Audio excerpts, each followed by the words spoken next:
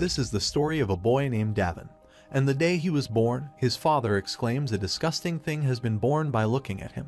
His misfortune was being born on the same day and time as Kajin, a child blessed with the sword god Keshak, born with a blessed body and talent. Davin's mother wishes he would be Kajin, and soon after, he finds out why his mother and father were so disappointed in him because he didn't have a right arm. Every night, his mother whispered to him and asked him to die, but he didn't want to die. He remembers what his father said when he was in her stomach, that their child was their hope because he would beat his uncle and be better than his cousin. His father hoped for him to beat Kajin, but he was born one-handed and without God's blessing, a disgrace that stomped on his parents' hopes just by being born. The time passed, and Kajin started walking while his mother wondered why her child was so slow. After that, when he barely managed to get up and take a step, Kajin already held a blade, and his mother wasn't happy either. When he first held a blade, she told him that Kajin had already experienced mana and had started training in the Samian swordsmanship. At some point, Kajin became a subject of adoration and envy to him, and when he was 7, he was sent to be one of Kajin's attendants. Externally, he was known as someone who was sent as a helping friend to support and help Kajin as a cousin. But the truth was that his parents had sold him for 3,000 luden. But Kajin was like a monster, and he tied him to a tree to beat him up. He didn't like him from the start, and he became the one who would take his anger out on him. He had to hold back his tears, not because he was hurt, but because it was hard to endure the fact that the many adults who passed his turned a blind eye to this situation.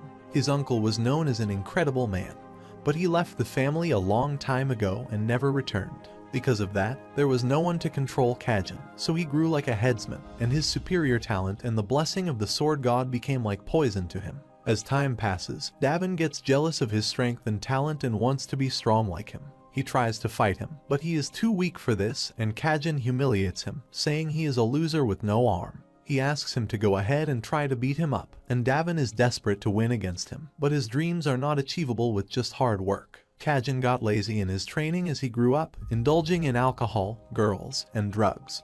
But Davil still couldn't beat him. He was a lazy genius, and Davin was a hard-working idiot, and he thought that their position wouldn't remain the same forever. Finally, the day arrives when he is finally able to defeat Kajin, and everyone is shocked to see that one-handed Davin beats Storm Sword Kajin. Until now, his official record with Kajin was 21 matches and 21 losses, but at 29 years old, he finally beat Kajin. In unofficial matches, he lost countless times, and people told him to give up every time he lost. They made fun of him for being a talentless idiot, wasting his time, but he still won, and Kajin is furious, seeing that he lost to a loser like him. Davin says he wouldn't live like him if he was him and wouldn't have wasted his life with alcohol, girls, and drugs. He would have lived a more meaningful life instead of stepping on the weak, and he is about to leave the training ground happily. But Kajin rushes toward him and stabs his sword in his chest, and it looks like he won't be able to live now. The famous Sword Sun, which only the direct line of the Samian family uses, also contains the mana of the Samian family. Anti-demon mana. Unless the miracle Saint Raylia appears, he has no way to live. He says to Kajin that he will be remembered as a loser and becomes unconscious, and when he wakes up, he finds himself in prison. A guard appears before him and informs him that the miracle Saint Rayla was present at the arena, and she healed the filthy man like him. He finds out that is the way he lives, but he feels his entire body is broken, and all he can do is breathe.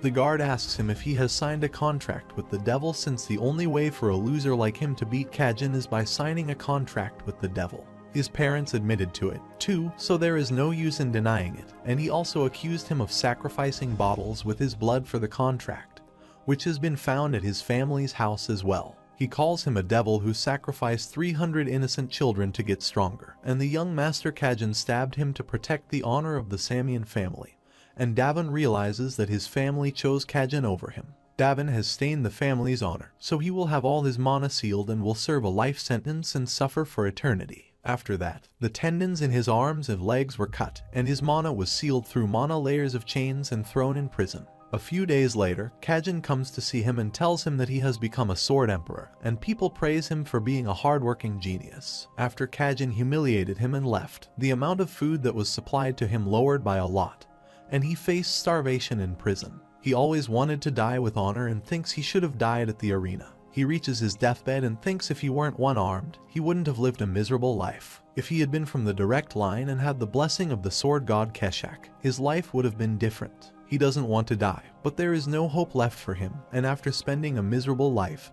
he finally dies. He wakes up when a man is shouting at him and asks him how he dares to ignore the family's adult and calls him Vincent. He grabs him by his right arm, and Davin is shocked at how he can feel pain in his right side. And first, he thinks this is a dream. This person is an adult from one of the branch families, but he wonders how he knows this man. He remembers he just called him Vincent, Adinkaga's 7th son, but still, this dream isn't all that bad. The air feels fresh, and it doesn't feel as gross and musky as in the underground prison.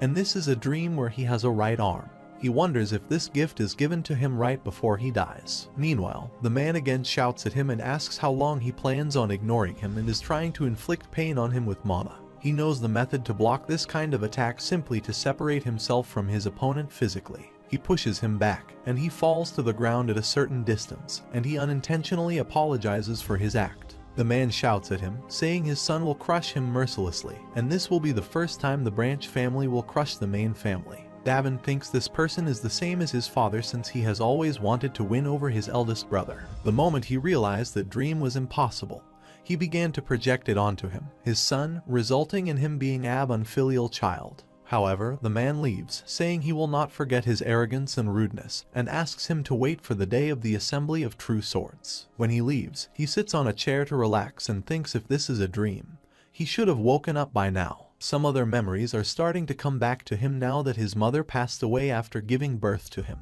His father didn't care for him, and all the other children treated him as a scapegoat. Of the 8 children of the famous sword family of Anicap, he, Vincent, is the 7th.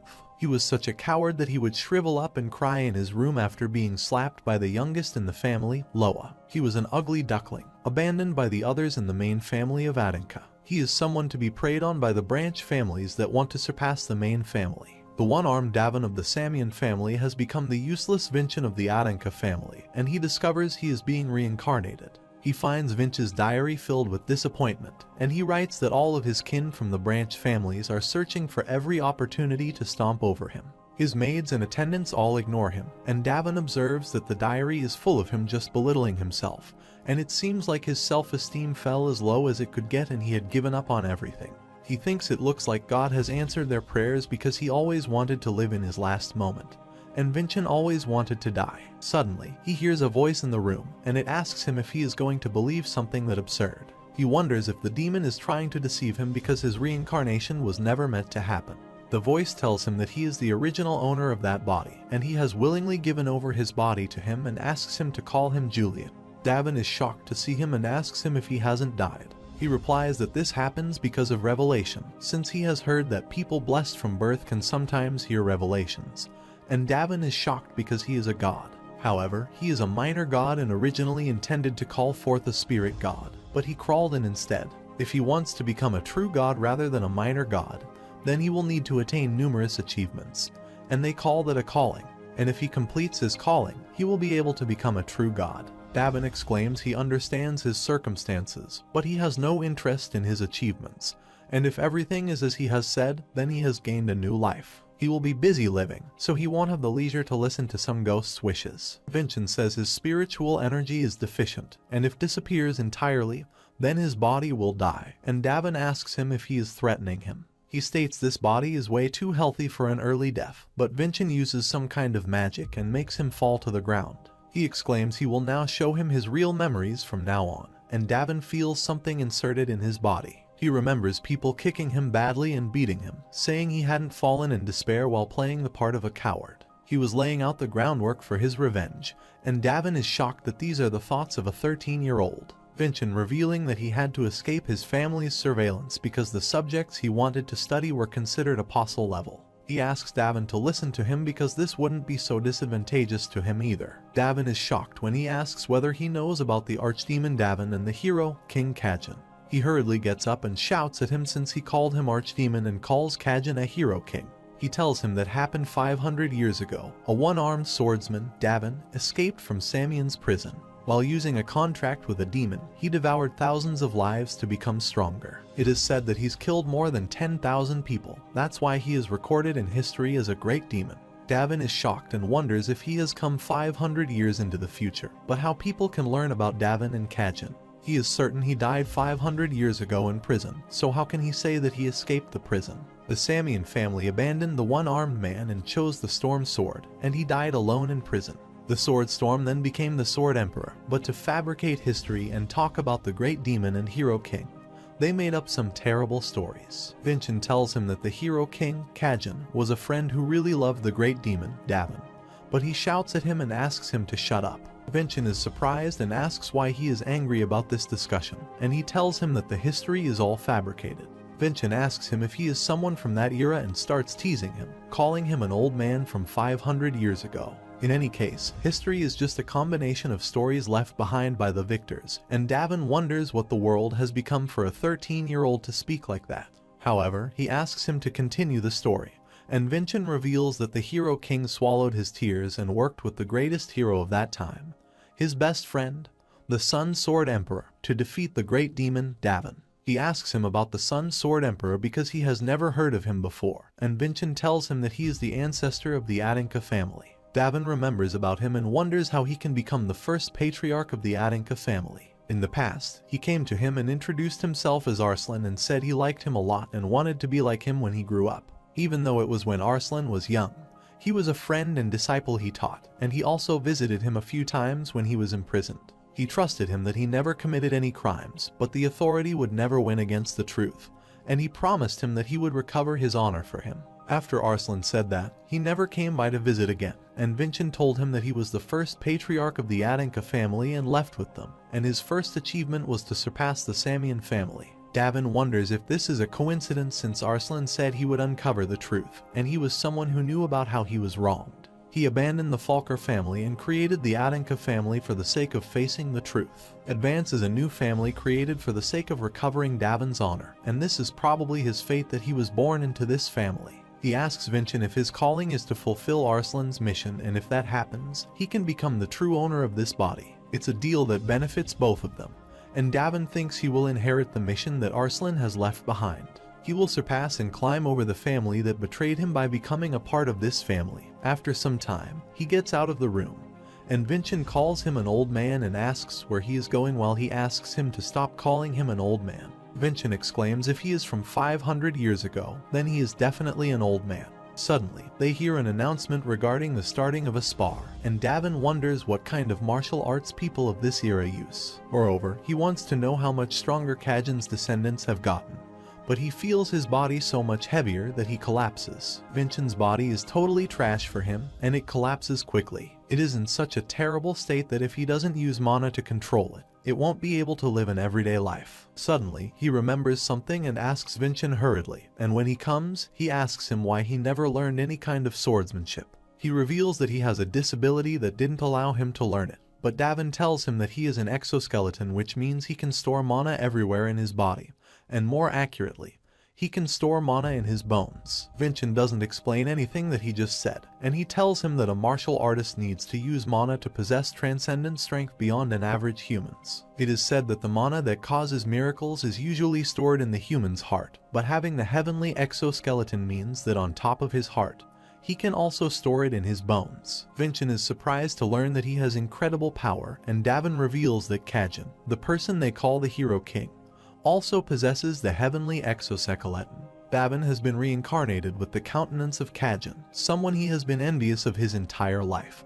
But the world 500 years later is a stranger place than he had anticipated. Vincent tells him about imagery, an imaginary storage for their mana, and Davin is shocked to know that he doesn't store mana in the heart. He asks him how he meditates and tells him that the first Aninca had an excellent meditation method for storing mana in the heart. In his period, they stored mana in the imagery and called each one a star, and the number of the stars utilized represents the strength of the martial artist. Vincent states it has been a long time since they did away with the method of solid mana in the physical body, and there are also no records of this. Davin observes that an adult in the family creates at least one imagery link in imagery for the first time, and feeling mana is the requirement of a 1 star. Moreover, imagery was created to avoid the risks of storing mana within the heart. In the past, more than half of martial artists died storing mana in their hearts because it burst, which means it was a dangerous method. Vincent calls him from behind and asks if he is storing mana in his heart right now, and Davin exclaims he will have to risk this much if he wants to be known as a proper martial artist. Vincent says his order for collection mana is wrong and asks him if he doesn't know about the circuit formula, and Davin is surprised to know that there is a formula to mana's flow. Vincent states no one lets their mana flow everywhere like that, and there is indeed a formula to use mana efficiently. Davin tells him that they just did it by feeling back in his day, which means there must have been people who failed. Davin reveals that the magic power circuits of the people twisted and burst for about half, which means about half of the people lived at that time. Vincent forbids him to be so rash because it's not his body and asks him to treat his body like it's precious. And Davin asks him why he did this to his precious body. This body has a great countenance, and its heart and magic power circuit are strong, and he wouldn't have been successful if he had grown up with proper training in the Samian family. He tells Vincent that physiognomy is the structure needed to hold mana, but it also needs the mana, and his body is starving for it. If this goes on, Vincent's body will die, not having reached adulthood, and he starts training because there might be about 10 years left for this body. It's enough time for Storm Sword to become Sword Emperor, and for one-armed Davin to be forgotten by the world. After some time, someone knocks at his door and asks him what he is doing in there and also asks him to come outside, and he wonders who can be at this hour. A boy enters the room and asks him why he has created such a mess, while Davin asks him if he is his servant. He states that he is his servant and his name is Wilson, and Vincent told him about that he would slit the throat of 3 years later. He asks him to bring him some fresh clothes, and Wilson wonders why he looks stronger than usual. He asks him what he has done to create such a mess in the room or if he has done some weird experiment or something. He asks him multiple questions if he has gone insane from being ignored all the time and staying in his room, which means he must be learning some kind of black magic. Davin exclaims it's rare to see someone talk so formally while spouting the most impertinent stuff, and it's amusing that he keeps insisting on what his master has denied. He talks to him rudely and asks him to do what his master ordered him to do, but Wilson shouts at him instead and says he already told him that he hates doing things he doesn't feel like doing. Davin snatches his clothes and says if he doesn't want to do this, then he doesn't need it, and he is going to the Grand Chamberlain he spoke of to ask him to give him his clothes. He will also tell them that he comes there by himself because his servant, Wilson, doesn't want to work, and he agrees to take his clothes for washing and will do the cleaning, too. He thinks how cowardly and sensitive Vincent may be. A servant can't be so impudent and arrogant, and the family must have put him in that position on purpose. Davin says to Vincent that they probably want him to solve the issue of a defiant and rude servant, and show what Aninka's 7th young lord should be like. Vincent tells him about Wilson and that he used to be a gang member and killed countless people, too. But Davin says he is lying because he hasn't felt any energy from him.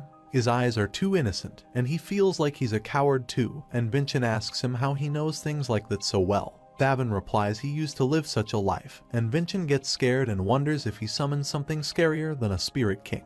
The next day, Wilson brings the washed clothes he gave him yesterday, and asks him if he liked how he cleared his room. He requests him not to turn his room into a battlefield next time, and Davin can feel pride in his eyes that he wants him to crush him.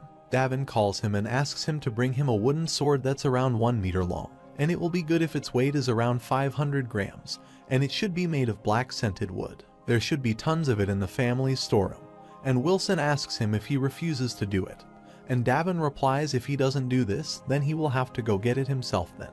He asks him how he should answer the storeroom gatekeeper when he asks him why he is there in person. Wilson gets blackmailed and asks him to hold up and grabs him by his shoulder, but Davin turns back and makes him fall to the ground. He then apologizes to him, saying he has got some bad memories of being attacked from behind, and it will be great for him to keep this in his mind from now on. He is smiling, but in reality, his body's screaming in pain just from doing that much. Wilson is watching him furiously while he turns back and asks him if he has something to say. He then leaves him, saying he will bring a sword for him, and closes the door loudly, but then comes back and says the door closed loudly because of the wind, and he didn't do that on purpose. He is going back and thinks he mustn't lose to him anymore, and he will definitely show him why he is Wilson. He brings a sword for him, and Davin asks him if he knows that among the people he knows, there is a man who doesn't have a right arm. He states that the man didn't have his right arm, so he led a tough life, and his life faced a very terrible ending. However, Wilson offers him the sword and says he will take his leave. When he is left, Davin thinks he needs some proper training now and comes out of the room to train himself with the sword. He observes this heavenly exoskeleton boy is extremely weak, But to think he would be so tired after swinging the wooden sword just a few times, it feels like he still has a long way to go. However, the sensation is good, and it looks like he was born to be a martial artist. Suddenly, a boy appears there and cuts his training statue into 2 parts, and says the mana energy was so weak there that he didn't think anyone was using it. Davin asks him about who he is, and he tells his name, Ravan Anicap, and asks him if he is that useless Vincent. He is a very collateral descendant, and Vincent appears there to tell him that he is also one of the candidates who's predicted to win the Assembly of True Swords this time around. He also met his father previously, and Vincent asks him to be careful since he is the rising star from collateral descendants who's the most skilled among the 13 years old in the Anicap family. Ravan figured if he won in the Assembly of True Swords, he would have to fight with him, so he came looking for him, and Davin was shocked to hear about the assembly. It's a competition that gathers numerous children of martial families that are connected to the Anicap family to fight with real swords. While there is no official age restriction, people usually participate in the assembly of authentic swords at the age of 14, and the winner is given the chance to fight with Anicap's family's direct descendant, who is around the same age. Davin thinks the direct descendant that would be fighting the Assembly of Actual Swords winner would be him, the useless Vincent that's determined to be the weakest among the direct descendants. Ravan asks him if he will hide from him because he is too scared, while Davin exclaims how a martial artist can be sacred of swords. He asks him to speak to him politely because even provocations ought to have some level of dignity and class. He thinks one-armed Davin was respected both on the training ground and the sparring stage. Even Kajin respected him, and he asks Ravan if he should be embarrassed for not knowing his place. He talks about his father that he hadn't taught him manners, and Ravan gets angry about this and asks how he dares to insult his father. He has decided not to forgive him from the moment he decided to disrespect his father, and Vincent calls him from behind and says Ravan is at the level of 2 stars, and he also possesses the attributes of a steelman. He needs to be careful because he's way stronger than he is, and Davin also knows that he will lose if they fight right now. It's obvious that he reeks of the sense of inferiority that he was raised with because they are collateral descendants, and Raven is using mana despite knowing that he is unable to control mana. His father doesn't act like an adult, and his son doesn't know the etiquette of being of a martial artist. He feels the mind of a martial artist has regressed comparable to that of 500 years ago. He comes forward and keeps his sword on his neck, saying he still has a good sense of distance and someone like him would have gotten beaten up by the elders of a family. Raven is shocked at his confidence and thinks he doesn't have mana and is not even able to perform imagery, so how can he be so confident? He knows it for sure since he is facing his sword, and he has no way of winning him, but he is confused with the vibe he is getting from him. Davin exclaims he is stopping this because Raven has got scared just because of some wooden sword. He also threatens him, saying in the Assembly of True Swords, things won't end with just wooden swords. But Raven gets furious about this and jumps upon him to attack. Viknan appears there and asks him to dodge the attack. But a knight appears there and asks Ravan to stop since he can't fight young Lord there. If he wound him there, Vincent would have an excuse to dodge a fight, and he must fight him at the Assembly of True Swords. Raven challenges him to meet at the Assembly of True Swords. After that, Vincent asks him why he taunted Ravan earlier, and if his escort didn't stop him, he would have been in trouble, while he replies he just taught a lesson to a disrespectful child. Vincent is getting angry because he is planning to summon a powerful spirit king, and this is the reason he is learning this period of knowledge from him. He asks him to finish image theory and asks him to go to blessings and traits, and tells him that traits are artificially made from the power analyzed from blessings, and Davin surprisingly asks him if he can make a blessing. According to him, it's disrespecting the gods, and he will get divinely punished, but Vincent says he has already disrespected him. He then tells him about the trait Steelman. The Dwarf King's blessings include many things, but this trait focuses on strengthening the body, and the more he hones his trait, the more paths with stronger traits will open, which is called the Tech True. Steelman is a medium-level trait, and its defense and destructive power is its specialty, and Davin says martial education would be skewed toward one side. He thinks what Vincent just said is true, and the scarecrow that the wooden sword used by Ravan sliced earlier shows the level of his power. He must familiarize himself with these skills to compete against people like this. After that, he is training on the ground, and the others are talking about him, saying that he is swinging with his left hand, which means he cannot use imagery. They also make him fun, saying he starts panting after 2 or 3 swings when Vice Captain Merlin appears there and asks them to stop making fun. He asks them what's so funny about the young master of the Addams family training in martial arts, and they run away, apologizing to him. He also thinks Vincent is ashamed of the Anicap family just by looking at him, since he is swinging his sword around aimlessly without any mana or trait. Vincent comes to him and says they all are whispering, and asks him if they can do this in a forest somewhere, and Devan asks him if he has the time and stamina to go there. He is used to getting looked down upon, since no one expected the one-armed Davin to beat the Storm Sword, but he converted their criticism into praise and overcame it all. Merlin comes to him and offers him an advanced recovery potion, and it will be easier for him to train with it. He introduces himself as the vice captain of the White Sword unit, Merlin, and Devan asks him why he is not laughing at him. He tells him that he laughed at first, but his eyes seem to be desperately seeking something.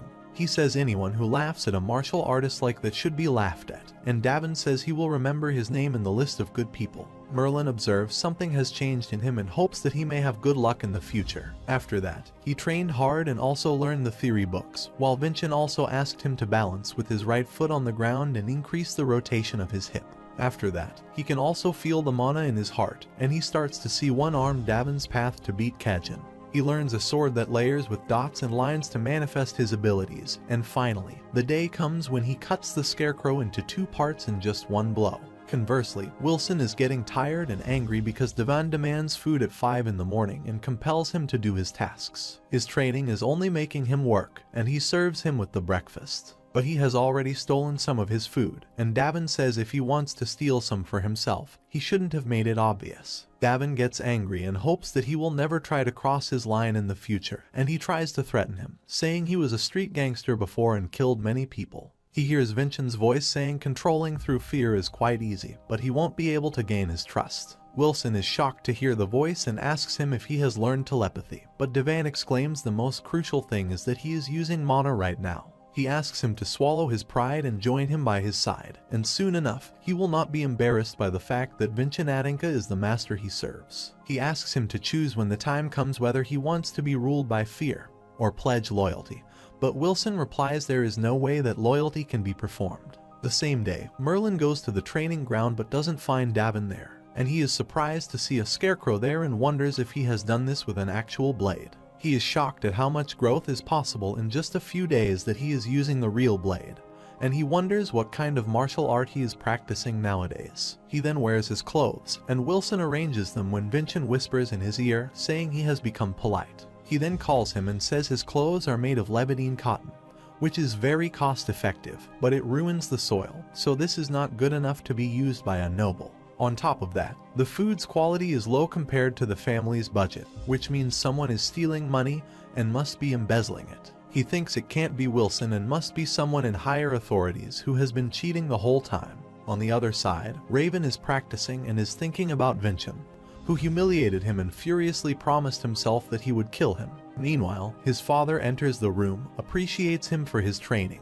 and tells him that there isn't much time until the assembly of authentic swords. If they wish to escape their poverty and the sorrow of the branch families, they must defeat Vincent, and he must become the one branch family member to topple the main family. Raven thinks he seems to be getting more irritable as the assembly draws closer, and the days go by, and he just needs to defeat Vincent for the sake of his family and father. At the same time, Vincent provides Davin the information about the people participating in the assembly of true swords, and he is surprised to see that it is not just their personal information but the techniques they use and their habits. He feels Vincent to be really terrified for collecting this much data, and says he planned to make a flashy debut at the assembly of true swords by borrowing the Spirit King's strength. Vincent also tells him about the mana crystal given to the champion, and if they ingest it, their body and mana will grow stronger instantaneously. He guesses from the information he has gathered and his expressions that he desperately wants to win.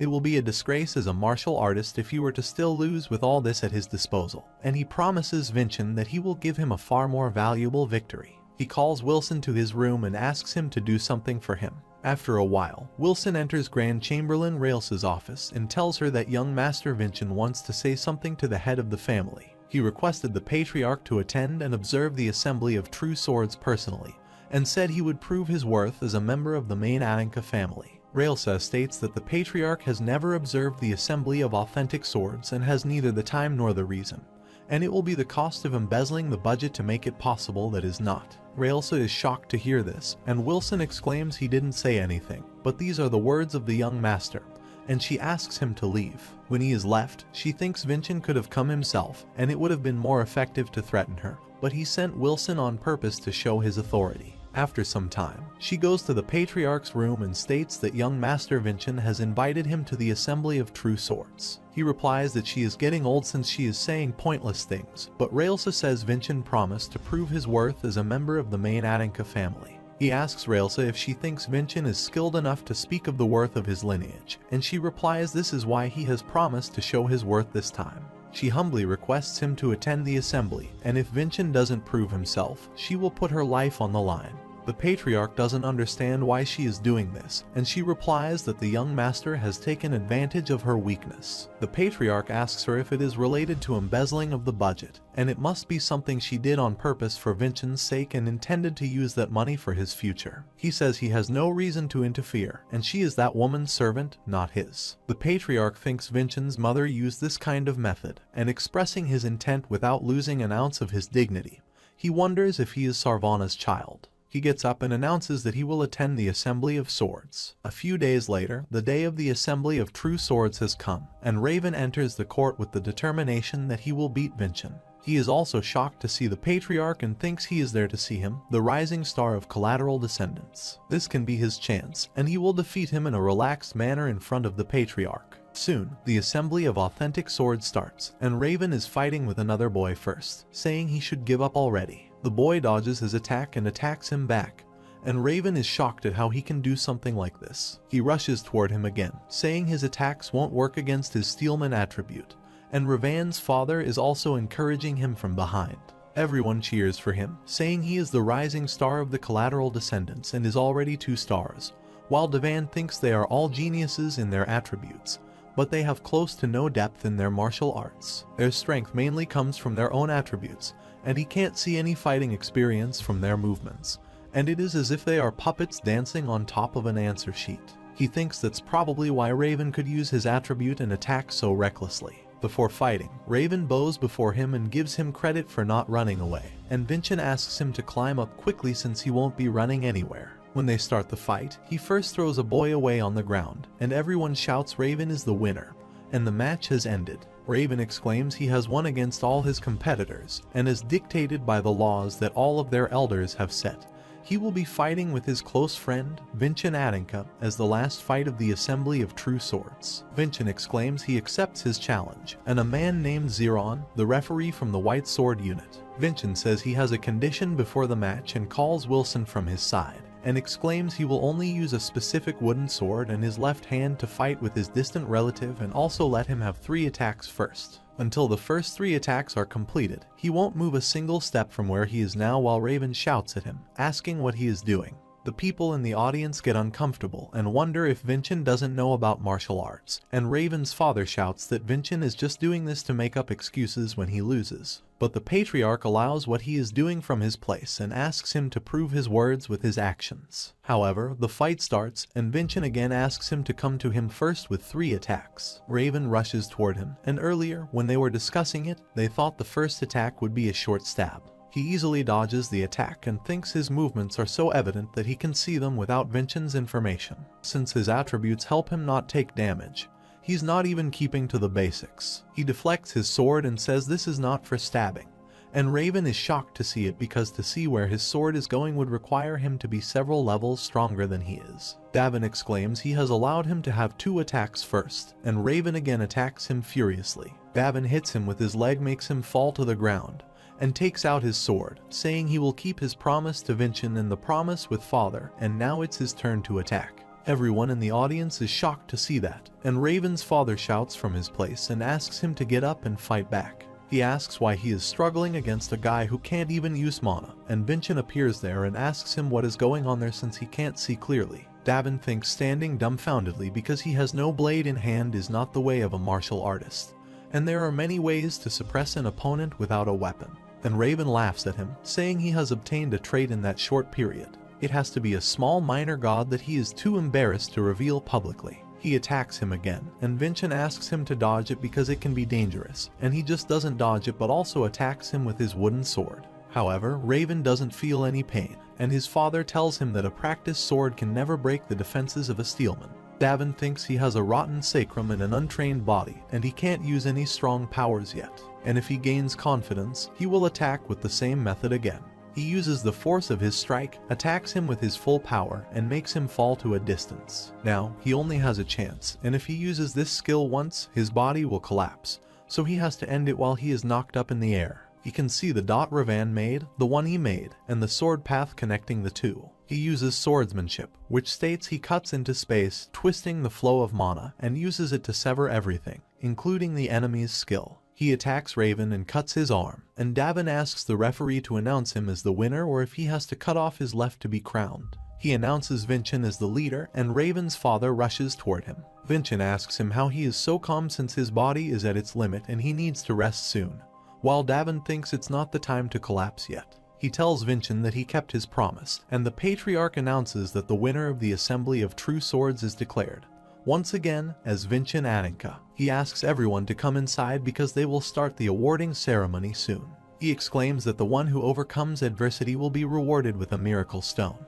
But before he hands this over to Vincent, Raven's father rushes to the room and says this is not making sense. He says it has to be a trick played with his son, and Vincent must have borrowed the power of an apostle lord. Meanwhile, a priest appears there and informs him that a small problem has occurred, and it seems that young Lord Ravan's arm cannot be reattached. His father asks if his son will forever have just one arm, and grabs the priest angrily and asks him to treat his son at any cost. The priest states he hasn't seen this kind of injury before because not only has he never seen it before, but it seems like it's been severed by something his divine powers can't handle. Ravan's father shouts at the Patriarch and asks him to see that his son has an injury that even a third-grade priest can't fix, and Davan asks them if he can respond to these allegations. He exclaims that the Assembly of True Swords was carried out in the Patriarch's presence. Therefore, all of the proceedings are considered to be approved by the Patriarch's authority, and he has declared him as the final victor. In that case, his words are directly denying his authority,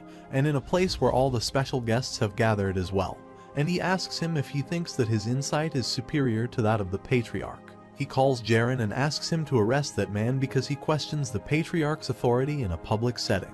Jaren ties him up while he is shouting for help, and the Patriarch calls him and asks if he doesn't realize that he is indebted to Vincent. Adina's law doesn't try twice for the same crime, and as a fellow father, he will let him go, but he can't open his mouth again.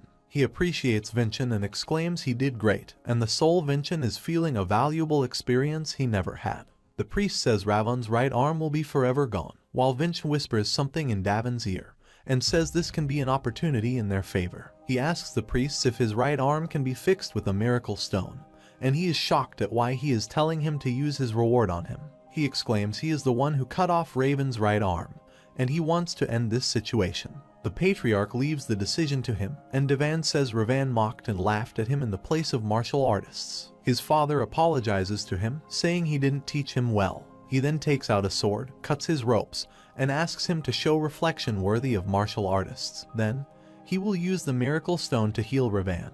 Davan says an eye for an eye, and a tooth for a tooth, and for the right arm, he needs someone's right arm. Charles gets up and says he will sacrifice his right arm for his son, and Vincent exclaims that he really loves his son. He is about to cut his arm when Jaren comes forward and stops him while Davan asks him to use his courage for a better cause next time.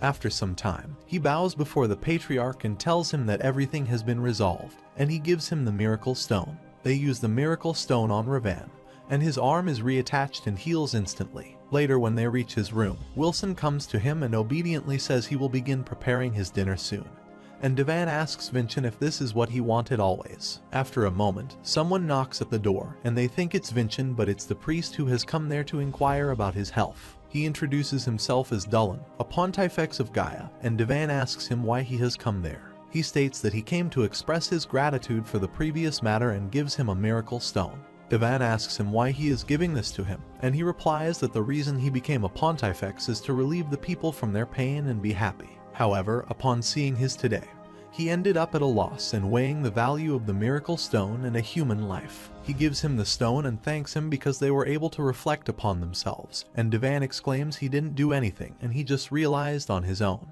He also gives him a card, saying he needs to show it whenever he needs the temple's help, and he also has become a second-class pontifex. Devan asks Victon if the second class is good, and he tells him that he can get unlimited treatment and free use of the temple. Pontifex again thanks him and takes his leave, and Devan thanks him for his gratitude. When he has left, Vincent says they have got something way better than Wilson now, and Devan wonders if it's because Vincent has been looked down on his entire life. He is too weak to praise. Vincent reveals that the patriarch usually eats alone, but there was once a time when he invited one of their family members to have dinner with him after the assembly of true swords. The second child, Dea Nunam, has an incredibly overwhelming victory in an assembly of true swords, and she is the last child having dinner with the father. Vincent thinks there is a possibility that might happen tonight, too, and he feels like his body is stiffing, but he can't really rest now. Devan gets up and starts preparing for the dinner, while Vincent says they haven't received an invitation yet, but he says it would be best to prepare even if the possibility is 1 in 100. After a while, Wilson rushes into his room, and before he says something, Devan asks him if the family had invited him over to dinner. When he passes through the corridor, his mother appears there and says she heard he has accomplished an incredible feat at the assembly of true swords. Devan bows before him and thinks Vincent's mother has passed away after giving birth to him, and the woman in front of his eyes is his stepmother. Her name is Versa Hylame, and before her retirement, she was such a fierce martial artist that they gave her the cognomen of Giant. She is currently in charge of everything about the Adanka household. She takes him to the hall, where his father awaits him. When he enters there, Devan feels so much pressure from him that it's hard to breathe, which is straining his lungs. He didn't feel this way during the day, which means this must be a test for him, and he must be asking him whether he thought his form this morning was true. He exclaims there's no need to exert pressure on his son in a private meeting purposefully. The patriarch asks him why he feels like that, and he says his mother called him father rather than family head. The patriarch says he has called him for 2 reasons, and the first is to congratulate him for his victory today, and the second is to see how valid Charles Adanka's concerns were. His mother also pressures him to check and tells the patriarch that there doesn't seem to be any apostle with him, and it's not as though he's gained a supporter. Devan thinks he is feeling an awful feeling, and it must be mother's specialty, and she possesses eyes that can see through the truth. The patriarch asks her what kind of martial arts he used today, since Vincent hasn't yet been able to link an image to the heart. How can he cut off a 2-star martial artist's arm? She tells him that his sword technique is similar to the Hero King's swordsmanship, as was recorded, which means she is talking about Kajin, who swings his sword in strange ways, and it is said that it would devour his wicked ability. It was also said that his sword could subdue the archdemon Davin, and Davin thinks, once again, that this fabricated history leaves him at a loss. His mother grabs him from his shoulder and asks him how he was able to learn that swordplay, which resembles the hero of Samian. Davin thought his father called for him, but that wasn't the case, and his mother led the conversation. He is being interrogated for the origins of his martial arts, and Vincent appears there and stops him from saying anything. He reveals that the mother can discern the truth from lies with her eyes, and if he comes up with some sloppy excuses despite having insufficient knowledge about this era, she will definitely suspect it. Devan wonders what he should do now, or if he should tell her that he is not her so, but actually an old man from 500 years ago. She again asks him the same question while Devan asks Vincent to think something hurriedly, and he says he was so scared of her that she caught on to him acting like a good-for-nothing. However, he exclaims it takes only 1 step to overcome his fears, and he just needs to take 1 step forward, and the rest will come naturally. He reveals that he received a revelation, and she is shocked at how he can receive it without any blessing. Moreover, one can't receive revelations without blessing unless they are evil, and Devan thinks Vincent didn't tell him about that. She threatens him, saying he is acting suspiciously, and asks if he wants to go through the sacred court trial. While Vincent asks him to follow what he says, he exclaims if she finds him suspicious, then she can check him with the temple, and if he is evil, then how a priest gave him a miracle stone. She recognizes the stone and says she gave this to Dulin, and Devan tells her that he gave it to him as a gift, and she observes that he is not lying at all. She again asks him if he learned swordsmanship through revelation, and Devan replies he has learned much through revelation, but he didn't learn swordsmanship from there. He has been able to read mysterious sword movements for a while now, and he has contemplated for these past days on whether he should learn it. However, he wanted to change the situation even if it might incur suspicion from numerous people. He felt it would be cowardly to do nothing. He exclaims he felt like he had to show something, and only then can he surpass the Samian family and fulfill the long-time mission of the Adanka family. Moreover, he wanted to show he has gotten stronger with the numerous relatives they have and also with his father. He thought that the father would be able to make the right judgment, and the temple had already approved. The father's decision was left. Versa observed the patriarch rubbing his chin, which means he doesn't know this himself, but that's what he does when he is satisfied with something. And after a while, the patriarch asks him to continue to train in his martial arts. Versa warns him, saying if he uses the Hero King's swordsmanship, the Samian family will make a fuss and say that they stole it from them.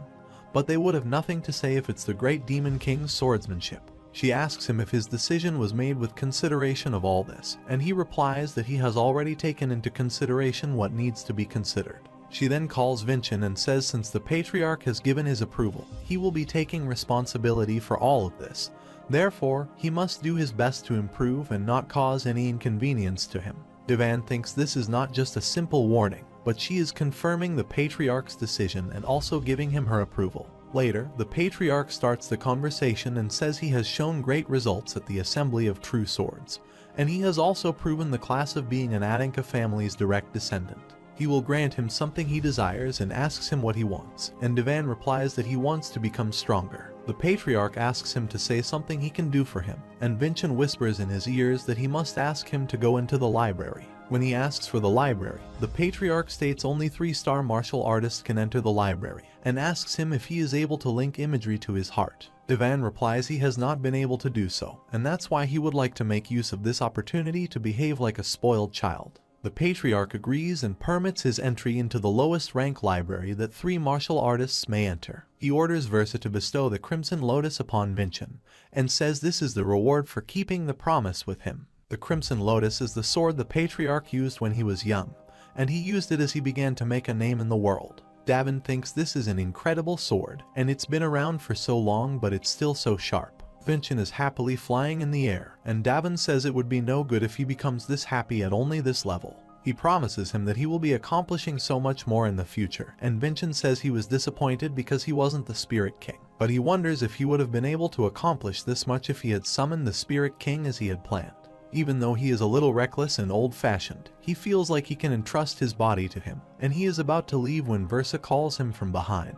She exclaims that she is really proud of him since he is putting a lot of effort into planning and training, and he ought to enter the Crimson Fortress according to customs. She asks him if he has thought about how he will subdue the Crimson Demon, which is one of the few training institutes that the Adanka family possesses, and only those who complete the fortress training will be recognized as full-fledged martial artists. The requirements to enter it would be to win the assembly of true swords and the subjugation of the low-rank demon, Crimson Demon. He asks Vincent how he should answer this question, and he asks him to say he doesn't know about that. She then asks him if he feels pain in his body due to the strange sword movement he used earlier, and she reveals that it's not possible to take down the Crimson Demon in a single track, and he will die if he fights it in his current state. She says the Crimson Demon can't be taken down in a single strike, and Vincent wonders why she is giving advice to him. Davin says she may have taken a liking to him and asks him if he forgets his story that his enemies threw him in prison and forged history. With the lie-piercing eye and the new appointment of the Lord, she could have framed him as much as she wanted to, but she didn't. She may not like them, but at the very least she isn't hostile to them. However, he bows before her and thanks her for advice, saying he won't let her down, while she thinks that she tried to explain the trait of the Crimson Demon, but he left without asking. She smiles and thinks about his mother Sarvana, that she would be happy to see that his son took a big step forward as a martial artist. The next morning, Wilson is drying his clothes and thinks he will support the young lord to the best of his ability today. But someone hits him from behind and asks what he is doing this time. She is also a servant and asks him what he is planning to mess with the young lord, and Wilson angrily asks if she can't see him doing the laundry. He exclaims the young lord has changed, so he, the direct servant, should change as well. And when she inquires about him, he reveals that he is within the library, accessible only to the martial artists of the family. Davin is looking for something for a long time and finally shouts loudly, asking why there are no records of 500 years ago. Vincent thinks only that time period is missing, like it's been taken out intentionally, and if there was, there would be folktales about the Great Demon and the Hero King. Davin is also sure that someone either erased or changed it, and he thinks he has to increase the level of his skill swordsmanship to beat the Crimson Devil. He needs a training method before imagery theory since he can't reach imagery right now. Vincent states that the one who called Father Arslan a child, and Vincent, who uses the swordsmanship of the framed hero king, and he asks him who he is. Davin thinks if he reveals that he is the great demon Davin, he will obviously be shocked, and it would be disrespectful to Vincent, the previous owner of this body who shared the same fate. He asks him to listen to him and forbids him to get flustered, and tells him his name, but when he calls it, Vincent feels so much pain in his ears. He asks him to repeat his name, but when he does it, he again feels the blaring pain in his ears which is unbearable. Davin gets up and asks him what happened to him, and Vincent asks him not to tell his name again. Suddenly, he finds a book named First Love with a watermill, and he wonders why a book like this is between mana training ones. Davin asks Vincent what are the chances of a romance book being mixed up here since this is a library managed by the family. But he gets shocked when he opens the book because someone kept a secret record of history in a different form, the truth of the past. Davin thinks a different approach such as this can make the enemy unsuspecting. He tells Vincent that the main character of this novel has no imagery, but they have the power of love as a trait, which means it's not a normal novel. It is said that the traits are not to be used to induce the flow of mana, but their manifestation is to be brought about by the flow. To achieve this, someone needs to throw away all imager theory, and without it, the freedom of mana makes all of these things possible. Davin exclaims the character of the novel is a person who stacked mana without imagery, and lived, and with this, they can manifest traits as well. Vincent tells him that learning a trait is dangerous, even with the help of imagery, and traders are tantamount to a martial artist's wealth, so they won't easily teach the flow to others. Davin is sure that they have found a clue about getting stronger and says they should test it immediately. When he gets out of the library, his servant is there and she asks him if this is true that he took down Ravan Adinka and awarded Crimson. Vincent tells him that she is a maid named Sari, and she left for a bit because of an emergency at her family house. Davin sees his memories and finds out that she is one of those people who gave blind affection to a loser Vincent, and she is happy for him now. She thought that he would get further neglected after the assembly, while Davin asked Vincent if he knew how to comfort a woman. However, he also bends and apologizes to her for keeping his powers as a secret, and says he is working hard to become an owner she would not be embarrassed of. Meanwhile, Ravan approaches them and says he has something to tell Vincent. They reach a room and Ravan doesn't speak for a long time, so Sari asks him if he wants to take a sandwich. But he angrily takes out his sword and says he has come there to repay him for the assembly of true swords. Davin hurriedly gets up to dodge him, but he never expected that he would attack him like this. Ravan knows skill swordsmanship now, so his last trick won't work on him, but suddenly he gets shocked when he puts down his sword. He exclaims he owes him so much because he forgave his rudeness and gave him his miracle stone, and he got his arm back, and his father became peaceful again. He has regained everything, but he is unable to give back anything, so he puts down his sword and bows before him, saying this is the best he can give him at the moment. He swears his loyalty to Vincent, and Davin thinks he wasn't a hopeless case after all. Vincent asks him if he is going to believe him since he is Ravan Adink and can't be trusted, while Davin thinks he placed his sword towards him, which is an act of giving his life to someone as a martial artist. However, Davin puts his sword on his neck and says he accepts his oath, and he will stand by his side until the moment he betrays him. Ravan recognizes his sword that it's Crimson Lotus and wonders if he has already been appointed by the Patriarch, which means he won't regret swearing his loyalty in this case. Sari is happy to see all this and thinks he has really changed, and the times when he was called a loser Vincent feels like a faraway dream. Meanwhile, Vincent appears and asks him if he should try to gain the Dwarf King's blessing traits from Ravan. On the other side, Versa tells the Patriarch that it seems that Vincent is planning to join the Crimson Fortress in the upcoming year. He asks her about the Crimson Demon Conquest, and she states that she is going to inform him about the specific features of the Crimson Demon. But he doesn't ask. It is said that the Crimson Demons can attack only with 3rd star mana or higher as they have no physical form. And the reason why the conquest is a rite of passage is to see the way in which one faces a demon and to see proof that they have above the 3rd star mana. She also informs him that Ravan Adinka has begun residing at Vincent's building for the past few days. He is training him to produce his mana in an experienced way because he asked him to teach his Dwarf King's blessing traits. He promises him to help him if the book isn't lying, and Ravan says he will have to guide the flow, and Vincent will have to mediate right beside him. Vincent says he is ready to trust him since he swore his loyalty to him, and Ravan wonders if he will be able to trust Vincent with his life if he were in that position. Once again, he felt pathetic, and it was the first time a loss had felt so good. However, to use the mana without imagery seems impossible, and who would have thought there was someone using such insane methods in the direct lineage? Meanwhile, Vincent asks Devan not to do whatever he wants and asks him to go a bit lower, while he asks him to stop lecturing him because he was the one that came up with the plan to use Ravan to earn the trait. Vincent exclaims how he can lecture him when he has kept doing whatever he wants, while Raven also asks him not to rush things since he is too spontaneous. Devan thinks this is the way he lived because he couldn't earn anything without risking his life. At times, he needs to be able to risk danger and move forward, while Vincent is trying to stop him by saying he is going to die at this rate. He is trying very hard and thinks the flow will be complete if he just connects this, while Raven shouts at him and asks him to stop since it's still too early. But he doesn't listen to them and connects the mana branches and is happy that he has done it.